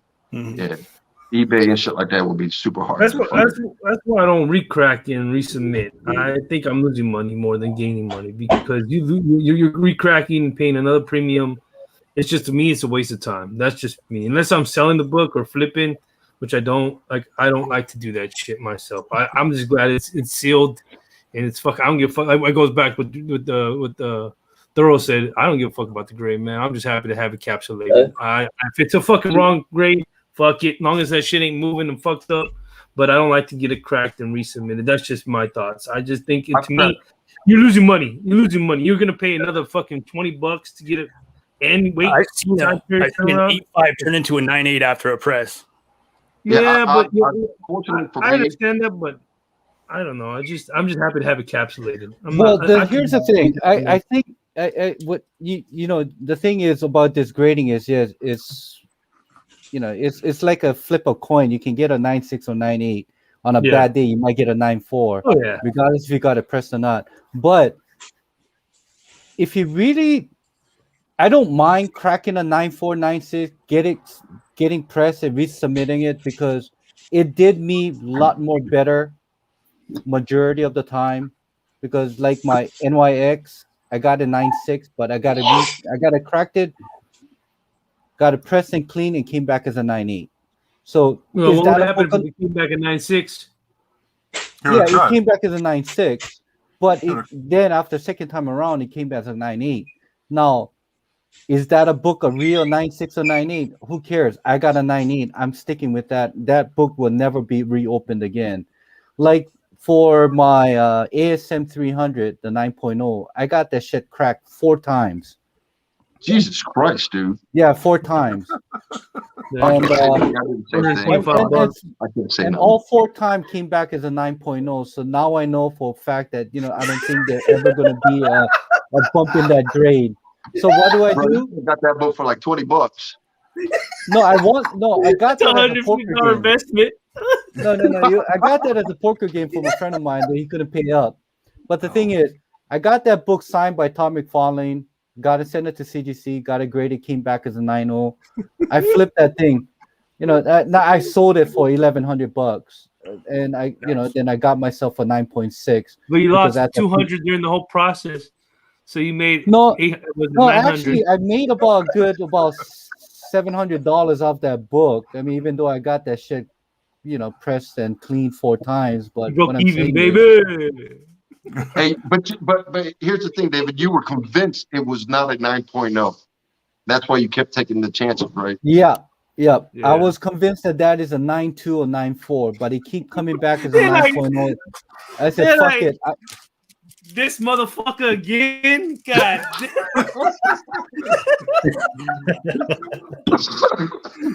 4 times. You know what it is? They saw your name and they're like, just give them back the same damn book. Just give them the damn book. It's over. Same serial number, same. I went to 4 different accounts. It was a blue label at first. The last key became a yellow label. So all came back at 4.0. You know, even with me, even with my He-Man, you know, Dave Wilkins, that one of the 25 variant, I got this shit cracked 3 times from three really respectable presser that is known within the community, and all came back as a 9.6. Yeah, he's a good presser. He's a good presser. Yeah, so I sold it. I said, fuck it. If I'm not gonna get a 9.8 out of this, I'd rather sell it. So I sold it. You know, so frustration. You sold that Dave Wilkins? Yeah, I sold that Dave Wilkins for $1,100. You couldn't have told me. Hey, he cracked it and submitted, got 9.4, my man. You see his list? I remember I got a Captain Marvel like 7.0, like Little Francis U variant from my comic shop. Yeah, 7.0, the 7.0. Got it home, cracked it, got it pressed, came back at 9.8. I don't understand that shit. It was one of those things. It was a feeling I had. Well, that's what happens when you go to PGX. It's why. Well, it wasn't a PGX. It's like a CGC 7.0, and it's like you look at the slab, you're like, this could be better, right? So maybe not like 9.8 better. You're probably thinking maybe best 8.5, 9.0. cracked it, got a press, and it comes back at 9.8. And I'm like, see, that's the whole thing is to a point. And there was nothing wrong with it cosmetically at all. I mean, I was looking at it and I couldn't find a problem with it. And I think it was just a fuck up on their end, as far as like grading and Well, stuff. that could happen. Was it a whole label? No, it was a new label. It was one of the ones that the current slabs and we have. It was very current. So you know what? I will say this much: I don't know nothing about slabbing, but I am very interested. Me neither. In seeing what Blackstone does, and the only reason I say this is they're out to make money. No, I understand that, but what I'm getting at is so my wife works in the hotel industry, right? So she works for the Hilton. Works in hospitality. Yeah, and so Blackstone took over the Hilton. Forget how many years ago this was. What? And he bought Hilton? I don't know if this is I don't know if this is when Jay-Z was part of the company or whatnot. But they did a lot of changes. They did a lot of cutbacks. They really did a lot to make sure that money was flowing in. Less about the employees, cut a lot of staff. They literally hired a third-party company to go into every single Hilton. They watched them do their job. If they felt like it was something that they didn't need or they could cut down the staff, they did it. And everything was all about the bottom line because they are and I think, they are a publicly traded company. So, year after year, now you've got to remember Blackstone doesn't own just CGC, right? I mean, there's a lot of companies under Blackstone. But, I'm just curious to see. I'm not saying it's going to be a good thing. I'm not going to say it's going to be a bad thing, but I'm very curious to see what changes are going to be implemented, and they're going to implement them real soon. So I'm just curious. I'm not. They open up new facilities. That'll be awesome. Out here on the West Coast or something. Sorry, there's two things going on. What is that? Why the sell? Why did Blackstone sell? No, why did CGC said, it's time to sell? So there's two reasons why, and I only know this because I've done stocks, right? But there's only two reasons why a company would either merge or sell to a publicly traded. Either A, they're doing so well, but they need more capital to do even better than what they're doing. Or B, they're doing so bad, but yet they're a company that has potential. So they need somebody to kind of just come in and just take over and let us know what we're doing wrong and what we could do, what it is. what we could be better.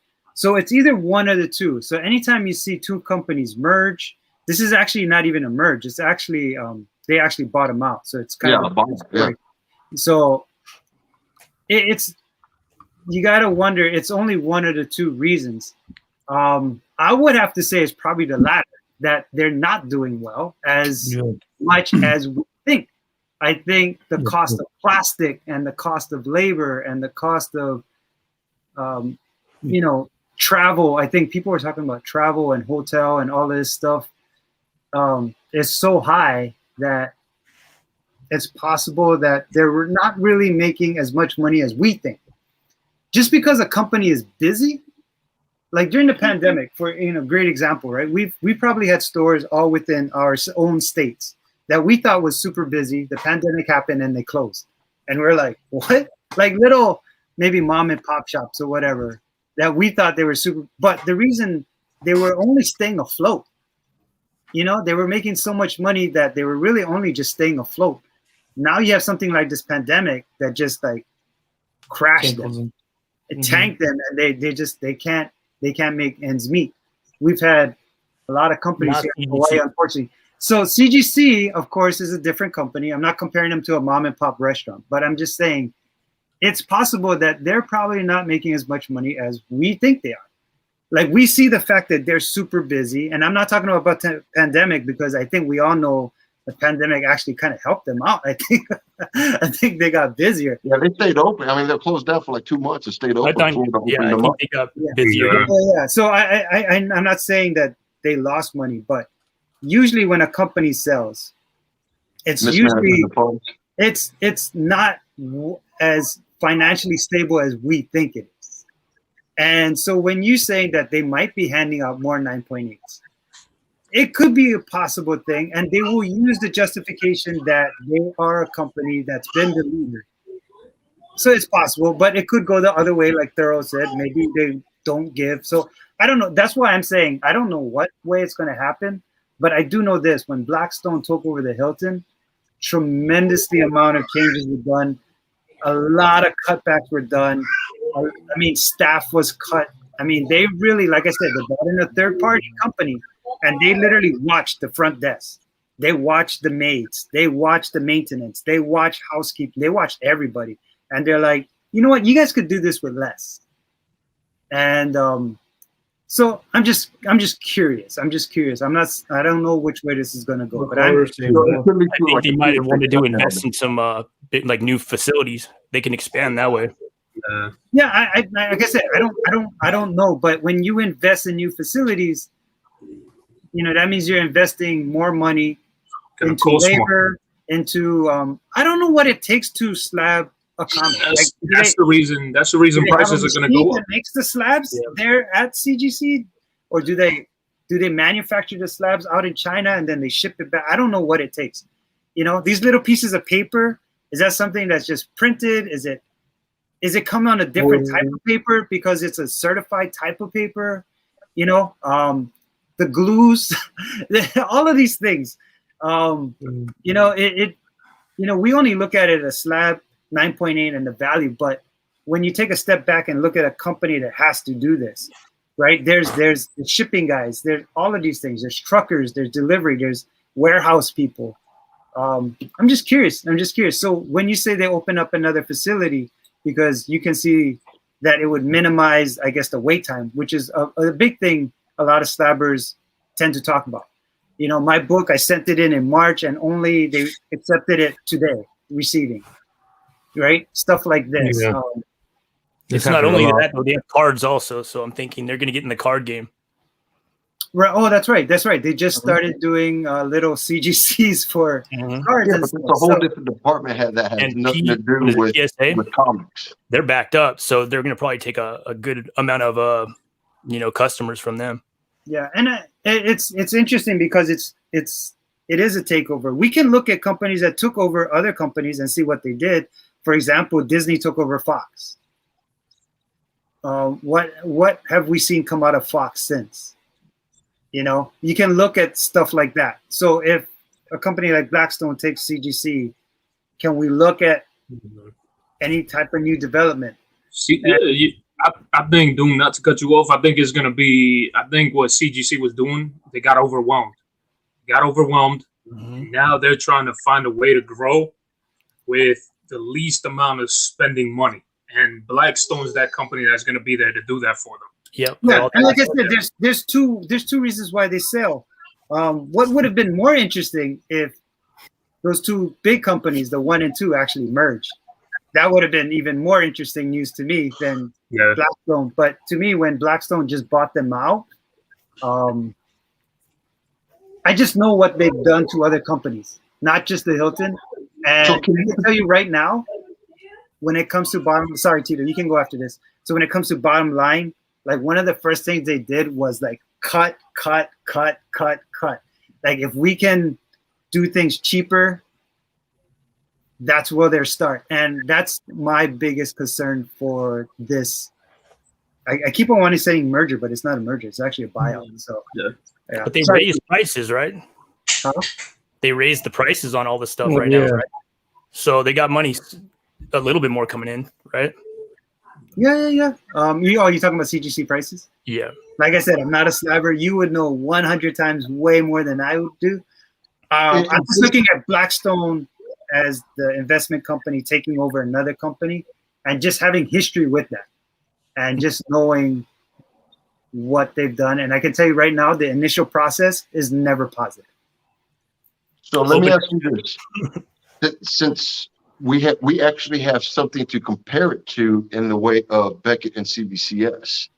Now, I'm not a CBCS guy, so I can't really speak on it. So anybody in the panel that does CBCS, when that takeover or that merger or that takeover happened, that transition process, how did that go? And can we expect something similar from the Blackstone and the Well, let me ask you the first question. Did Beckett merge with CBCS or did Beckett buy CBCS? Merge. Okay, and then here's the other thing. You're buying a grading company that merged with a grading company.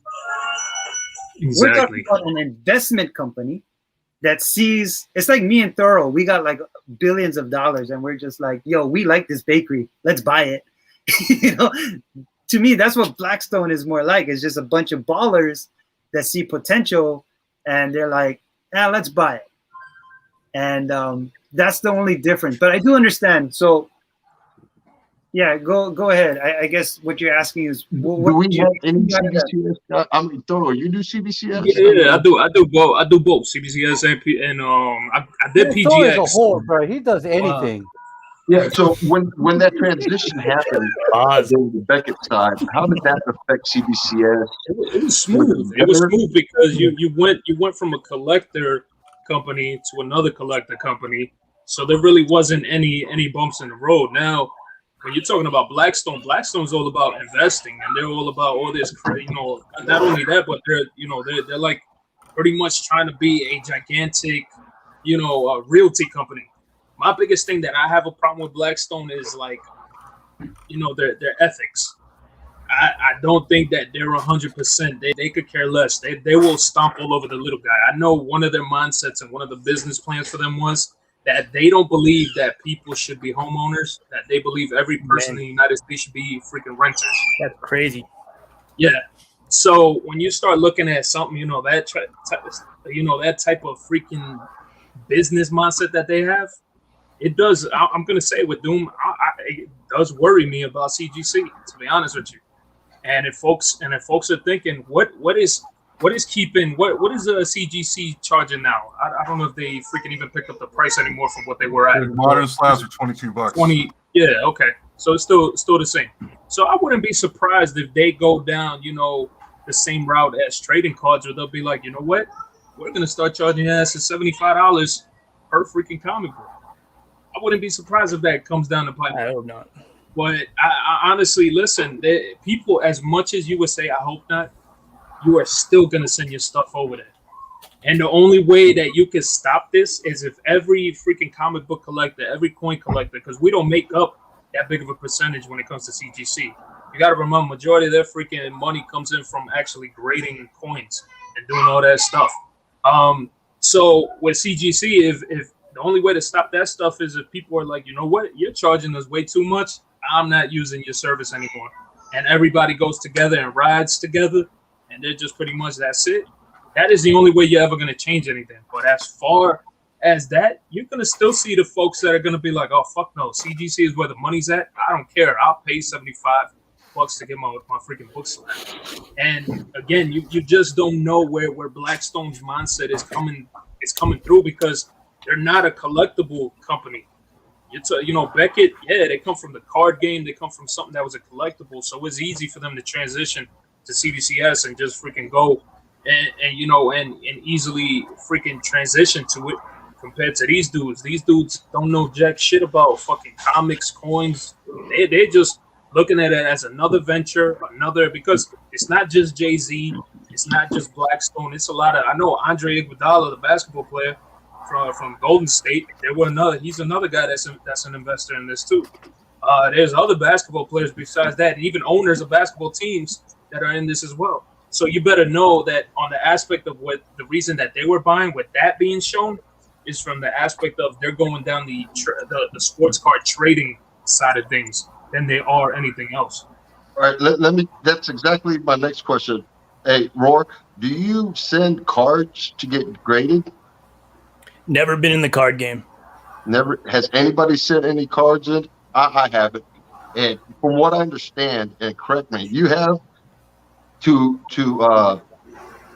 to slab a card is probably much higher, isn't it? Good question. I think I sent 20. I think I sent 10 cards to Richard to send it out to CGC, not the Pokemon card, but sports card. And Right. they go to a different company. I think it's called the CSG. Yeah. Certified Sports Grading Company. And I think there is a minimum of 50 cards that you need to submit. And I think there was I think it was $15 per card to get it graded with. What worries me is that the comic market is going to look at the card market and say, well, shit, PSA over here is charging, $75 per slab, and the comic book market's only charging $22. Like, where are we fucking up on this? Their slab is way smaller compared to us. We need to fix that, and I think the market when it comes to sports card and comic book. I'm sorry, Tito, to cut you off, but I guess when you compare the sports card market compared to comic book market, we're not even halfway there. And that's what I'm saying. But the shift is happening to go that way. Yeah, but I don't see. Well, here's the thing about CGC or anything about grading. If I have to pay more than $25 per book to get graded, this is taking away the fast track and getting it pressed and what. If I have to pay more than $25 a book to get graded, I said, fuck it, I'm done with grading. Okay. So $25 is my minimum, is my maximum. But okay, that would be the same for me. But it's somebody who resells books. You catch yourself a near mint raw ASM 300. It typically goes for $1,300 to $1,600.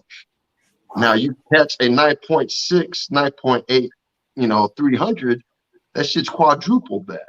So if you're going to resell books, you're going to pay that extra premium to get slabbed with the hopes. Yeah, but still, like I said, $25 is my cap that I would spend per book. And I think if CGC or any grading company that raises their prices to that certain level of how each individual is willing to pay, this is excluding the resellers. This is excluding all LCS or who submits, hundreds and hundreds of books in a bulk. As for me, as for a personal collector, $25 is the minimum. That's the maximum that I really need to pay. But here's another thing, Dave. But if that happens, I think the market will adjust to a point where not everybody will be sending like 25 books to get graded. Because now it takes a little bit more of your, hard-earned money to get that book graded. So as for me, I'm being really wise to kind of pick and choose the books that I really want to get graded. Well, here's another thing I want to throw at you, Dave, before you continue. Is the other thing too that here's another reason why I think CGC is going to end up freaking picking up prices.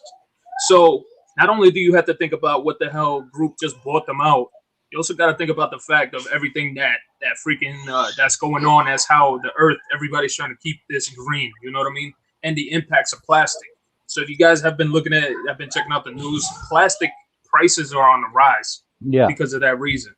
So now for you, the plastic that the damn CGC cases are made of, that stuff is eventually, they're going to charge you for it. They're not just going to sit back and say, hey, you guys are going to continue to pay $22, $25. Hell no, they're going to keep picking it. And as soon as the laws start changing over how plastic, how plastic, the disposal of plastic is supposed to be done, how plastic is playing an impact on the environment, all these things, and I'm telling you, all this shit is going to go up.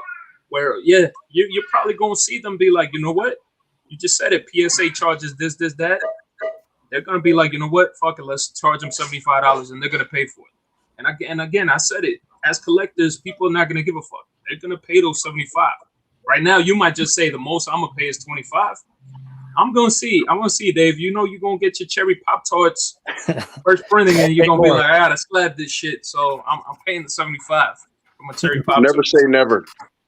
Well, I would say, you know what, the thing is, okay, it's to a point where how I grade my book is to a point is I would get certain covers or certain characters to get graded that I want to add into my CGC collection to flip or just for my PC.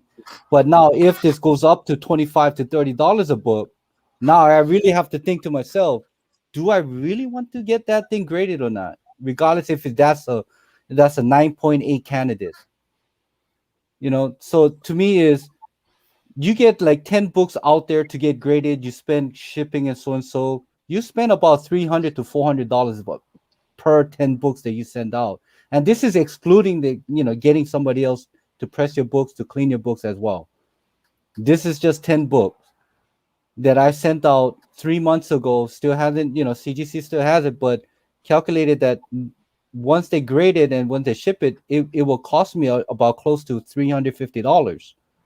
Well, and that could be another factor is everybody's sending all these, excuse my wording, all these bullshit ass books to get graded, and CGC is just becoming like overwhelmed. They're going to probably start hiking up these books back just so these bullshit ass books doesn't get sent in. Well, so here's the thing about CGCs. I think they changed the thing is that there is a certain books that you will have to pay certain percentage of the market value. Yeah. You know, I wouldn't be surprised if that happens. No, eventually that will happen. If you send in an AF-15, that book comes up back as a 5.0. That's $100,000 book. They'll probably charge you at 3% just to get it graded. They will. You know, I wouldn't be surprised they start doing that shit with bronze and modern books. Watch. So this grading thing, all I can say is, if you want to get your books graded, get it graded now before this fucking thing started to inflate it. And you see, and Dave, real quick, could you highlight Los S? He said it correct. Mm-hmm. That is exactly what the fuck's gonna happen. But that will help us with it's gonna limit the bullshit. It's gonna limit the BLC books. Mm-hmm. Turnaround times will go up. Facts. It's true. Yeah, that's what it's gonna do. Mm-hmm. It's gonna keep people from being like, you know what? Like, I'm not gonna send this book over here because this is garbage, or I'm not gonna send this book because now you're gonna be paying more. And that's what's gonna keep. This is the best way for Blackstone to say, okay, now we don't need as many workers over here. Now we could open up this giant facility, or we could do this. That's how it starts. It's gonna break down eventually. All that stuff is coming down the pipeline. So so if you want to get your guys' books graded, get it now at $22 per book at CGC, or how much is it for CBS? CBCS. What was this CBCS? How much it costs to get a book graded from their company? $1 million.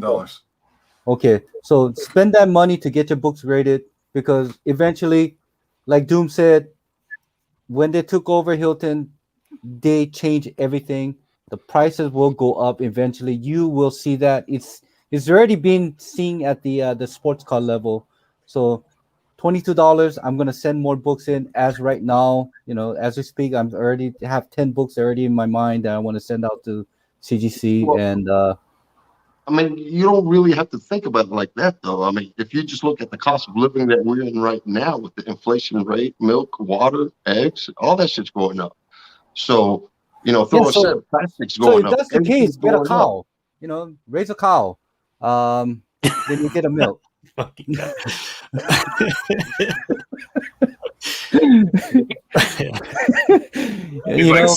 right out the udder. That way you don't have to bottom. Yeah, exactly. Right from the nipples, man. Just suck that stuff. Oh shit. Hey, question. How do you guys feel about foreign variants and like error books? I don't care. All that stuff is starting to go up, man. A lot of people are starting to get into that. Foreign books, that's a niche market.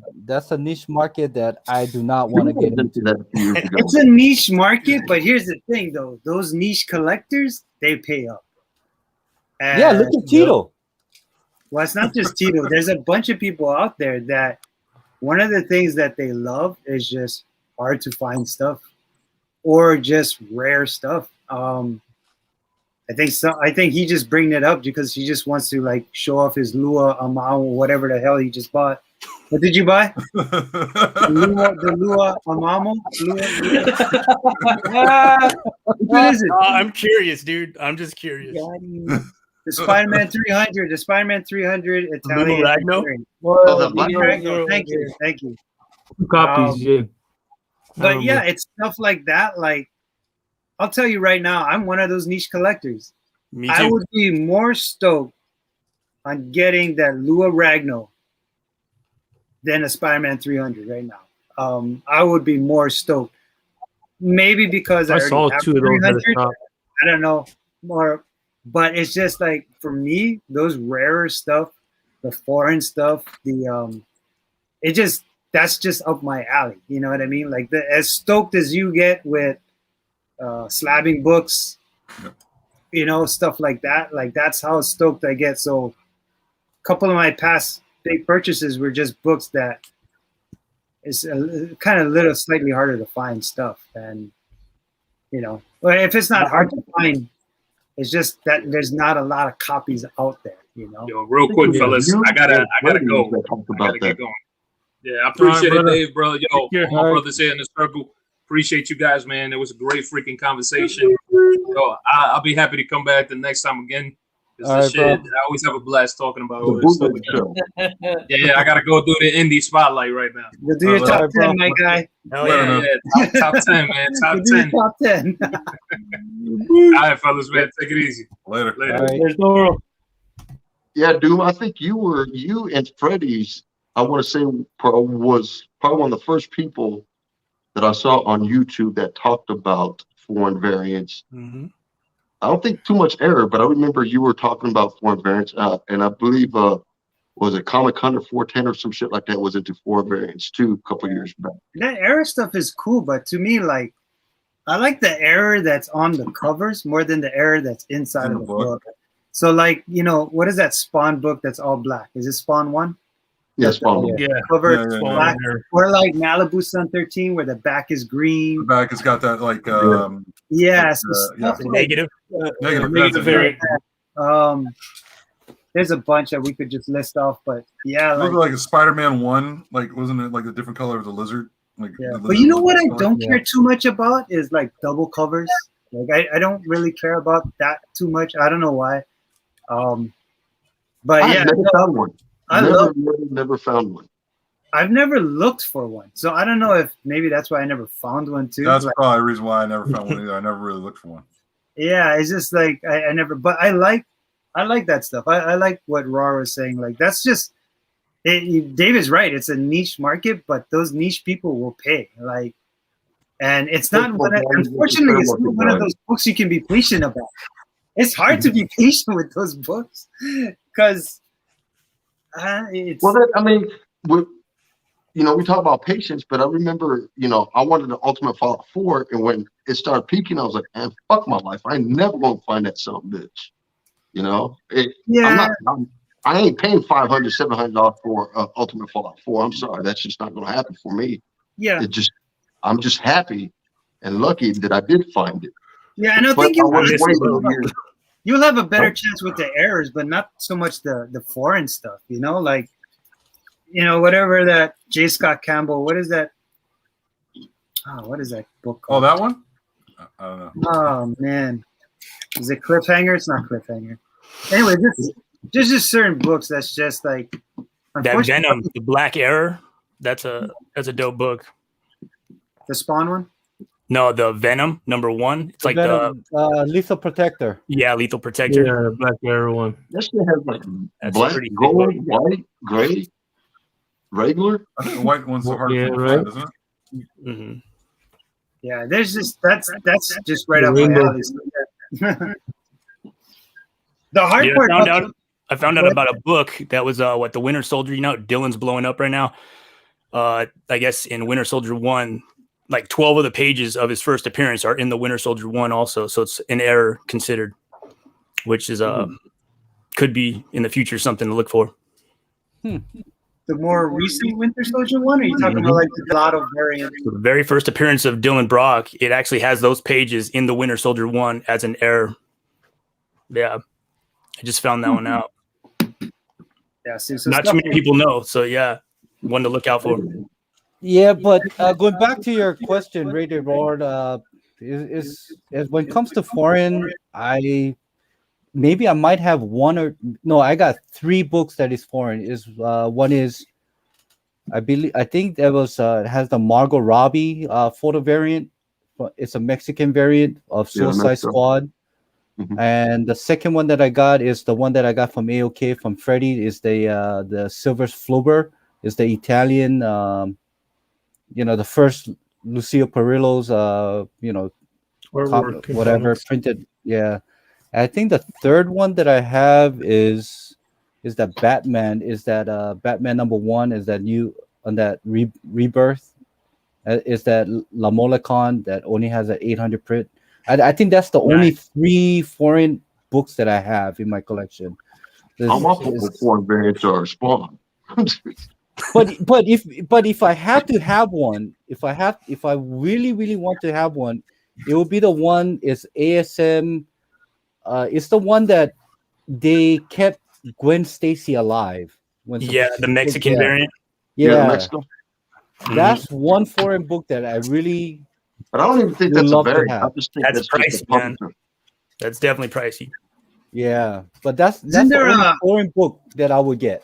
Isn't there a foreign one where like Superman is being cooked in the microwave when he was a child, or there was a child being microwaved? That was the 80th page. Elseworlds. Yeah, but wasn't that was that a else? Was that a foreign? What? They cooked. Who the hell? Who was doing the testing to fucking cook Superman in a microwave? Yeah, that's crazy. That's. Oh, you know which one is good? Our chemist is talking about Batman. The Batman logo, #1 German variant. That's a sick one. Who drew that? I did. It looks like Platt. It looks like I don't know if it's Platt. I don't think it was flat. No, it's like a Spawn one like that, right? Spawn 9, something like that. Are we talking about the Superman Batman 4 German one? You talking about? I think that's Turner, wasn't it? Turner, yeah. No, I was talking about Batman logo 1 German. Oh. I know which one you're talking about. Yeah, it looks like a mix between Platt and Keith. Yes. Yeah. Yes. I don't know who it was, but you're right. It looks like that's a badass book. I think Freddy's was the first one I've ever seen show that book. Yeah, I got to give him credit as well. So Gomez, what book are you trying to pull out there? Does he have the Elseworld one? I don't know. I was digging. I have that one somewhere. I have that. Didn't you just get the Ragnar? No, was it you or somebody else? Yeah. I picked you got one 2 now, right? 2 now. What? Lumo Ragnar? I think that book has so much potential. I mean, look at the prices 300 is going for. Why not that one? And it's got a really clean, dope black cover on it, dude. So I love that cover. Like David said, it's a niche market. Market. It's never going to be a Spider-Man 300. I mean, you might as well give up. Do you have it close to you? Do you have it around? Is it around you? Let me see. I'll be right back. I wonder if that's the same book that I put as much as possible, guys. Grab this book. I got that book. I don't have it in 9.8, but no. Yeah, I have that one. I'm telling you, MCU is not gonna go back to fucking Logan as a Wolverine. You have that? Baby, let me highlight you. Look at that book. Dude, that is such a sick cover, man. I don't know, fuck yeah. I think that's the same. Is that the only foreign cover like that with the 300 cover that is all black? Do you know? No, I want to say there's another one. That's a sick cover, bro. I Yeah, know I super posted thick. one on IG that And was it on bid at $2,000. So what issue actually is on that book? It's two of them. So it's the one right before. So like 199 and 300, or 299 and 300. Oh wow! Ah, Yeah, nice. you got both books in it. It's a thicker book. The foreigners So do what- that a lot, right? They put usually more than one issue in it. It's kind of like 2 to 3 issues usually, right? It's Yeah, a square bound, What isn't it? language is that? Not square bound. No, not square bound. No. It's just a thicker book. Yeah. Damn. Yeah, Well, it's a regular wrap. Where's it from? Italy? I Yeah, the Italian version. Sorry, my bad. Yeah. Yeah, I love those books. I love finding stuff like that. That Rare cover is stuff, sick. hard to find, errors. Errors are fun, but for me, it's got to be more of an error of the cover or something. I know Fantastic Four has one. I can see it in my head where Oh, everybody's. the green and the red, or the green and the blue. Yeah, yeah. But you know what? You know what cover that is really hard to find, and I don't know if this is like a reprint of that cover, but I think Albuquerque did Batgirl number 13. I think it's the one that Joker has that thing with a gun. It never That made was the never market, released. but I seen few that actually has a cover with UPC code with, you know, with That's DC. bullshit. That doesn't exist. Bro. That and there was another one where J. Scott Campbell did Invincible Iron Man #1 with Riri William with The off the top, with the the midriff showing. The halter top. with a and the Marvel just said said it. Huh? and Marvel said this is too sexy said a for a halter top. 13-year-old. Yep. Yeah, but that's more of a recalled book versus an error book. Yeah, but I swear to God, I seen one or two few years back that actually made the market. Oh, I don't know if that was reprint or not, but those are the two books that I keep looking for in the market to see if it's still really out there. Because Well, I don't know I know Albuquerque himself was the one that pulled that book. So if it's out, it's because Because of him. somebody from distribution sent that book out. But Albuquerque actually pulled that book from being released. So you're saying there's actually those books out there? I mean, It's in some there's sort of gotta be- circulation. there gotta be more than 10 books out there in circulation, because you know that the publisher probably have given some few to artists, few to some executive within DC, or there's got to be a book out there. Please don't tell me that book actually exists, bro. Because the Batgirl 13, the Albuquerque. I don't Man, think that'd be a cool ass plan. I don't care what nobody says if you find that book. Fuck, I know. don't I've been think trying to that look for book that book for the exists. past 7 years. I haven't found one, but I saw somebody posted and it got sold. I don't think I that know, book. I know that there's a sketch. Somebody did an exact replica of that sketch that was circulating around, and everybody thought that was a real one. No, it wasn't a sketch. It was a full blast cover, like how Albuquerque did it, and along with that J. Scott Campbell when he did the that variant for Invincible Iron Man with the Riri William, the one that it's the same pose as the one that she is on the market right now, but she doesn't have the suit. It was actual, like she's closely half naked. Like, Now, it was an altar top, and it was too risque for Marvel to be published. well, they said that it was too risque for a 13-year-old to be that Yeah. sexy. Yeah. So, but you know that book was published, and you know that some executives got it, and there's got to be a handful of books out there in the market, but we're just not seeing it. But I know it's out there, so I just want to. You know what book is? I'm going to say it. Super hard to find and rare is Batman 608, the Warner Robbins. That's where I live. The Warner Brothers studio. There's only 10 of existence that was released last year on a giveaway, and somebody I know got one and sent it and showed it to me. I was like, that book, if it ever hits the open market, is probably going to go insane, because it was Jim Lee drew it in. Is that the Hush one? Yeah. Is that the Hush? Mm-hmm. That's Yeah. Yeah, only It's a 10 in badass this cover book. too. Well, isn't there a Star Wars book like that too? Was it Star Wars Galaxy? That Galaxy Edge. Yep. that was only given out to like the employees or something Yep. at Disney Store, and there's not a lot of that book too. See, there's so many books out there that is really really hard to find. But I know there is those books out there in the market that somebody Shit, I has bet it you James can in their find it. fucking You can collection. find it a lot faster than I could. Give or take Found a day. that slide. I mean, that book came out of your state, so I'm sure you and Gomez will find it easier than me in Georgia. You know, actually, no. Ray Aurora, he's in Southern California. He would be I got the closer South to it. covered, bro. See, that's what I'm saying.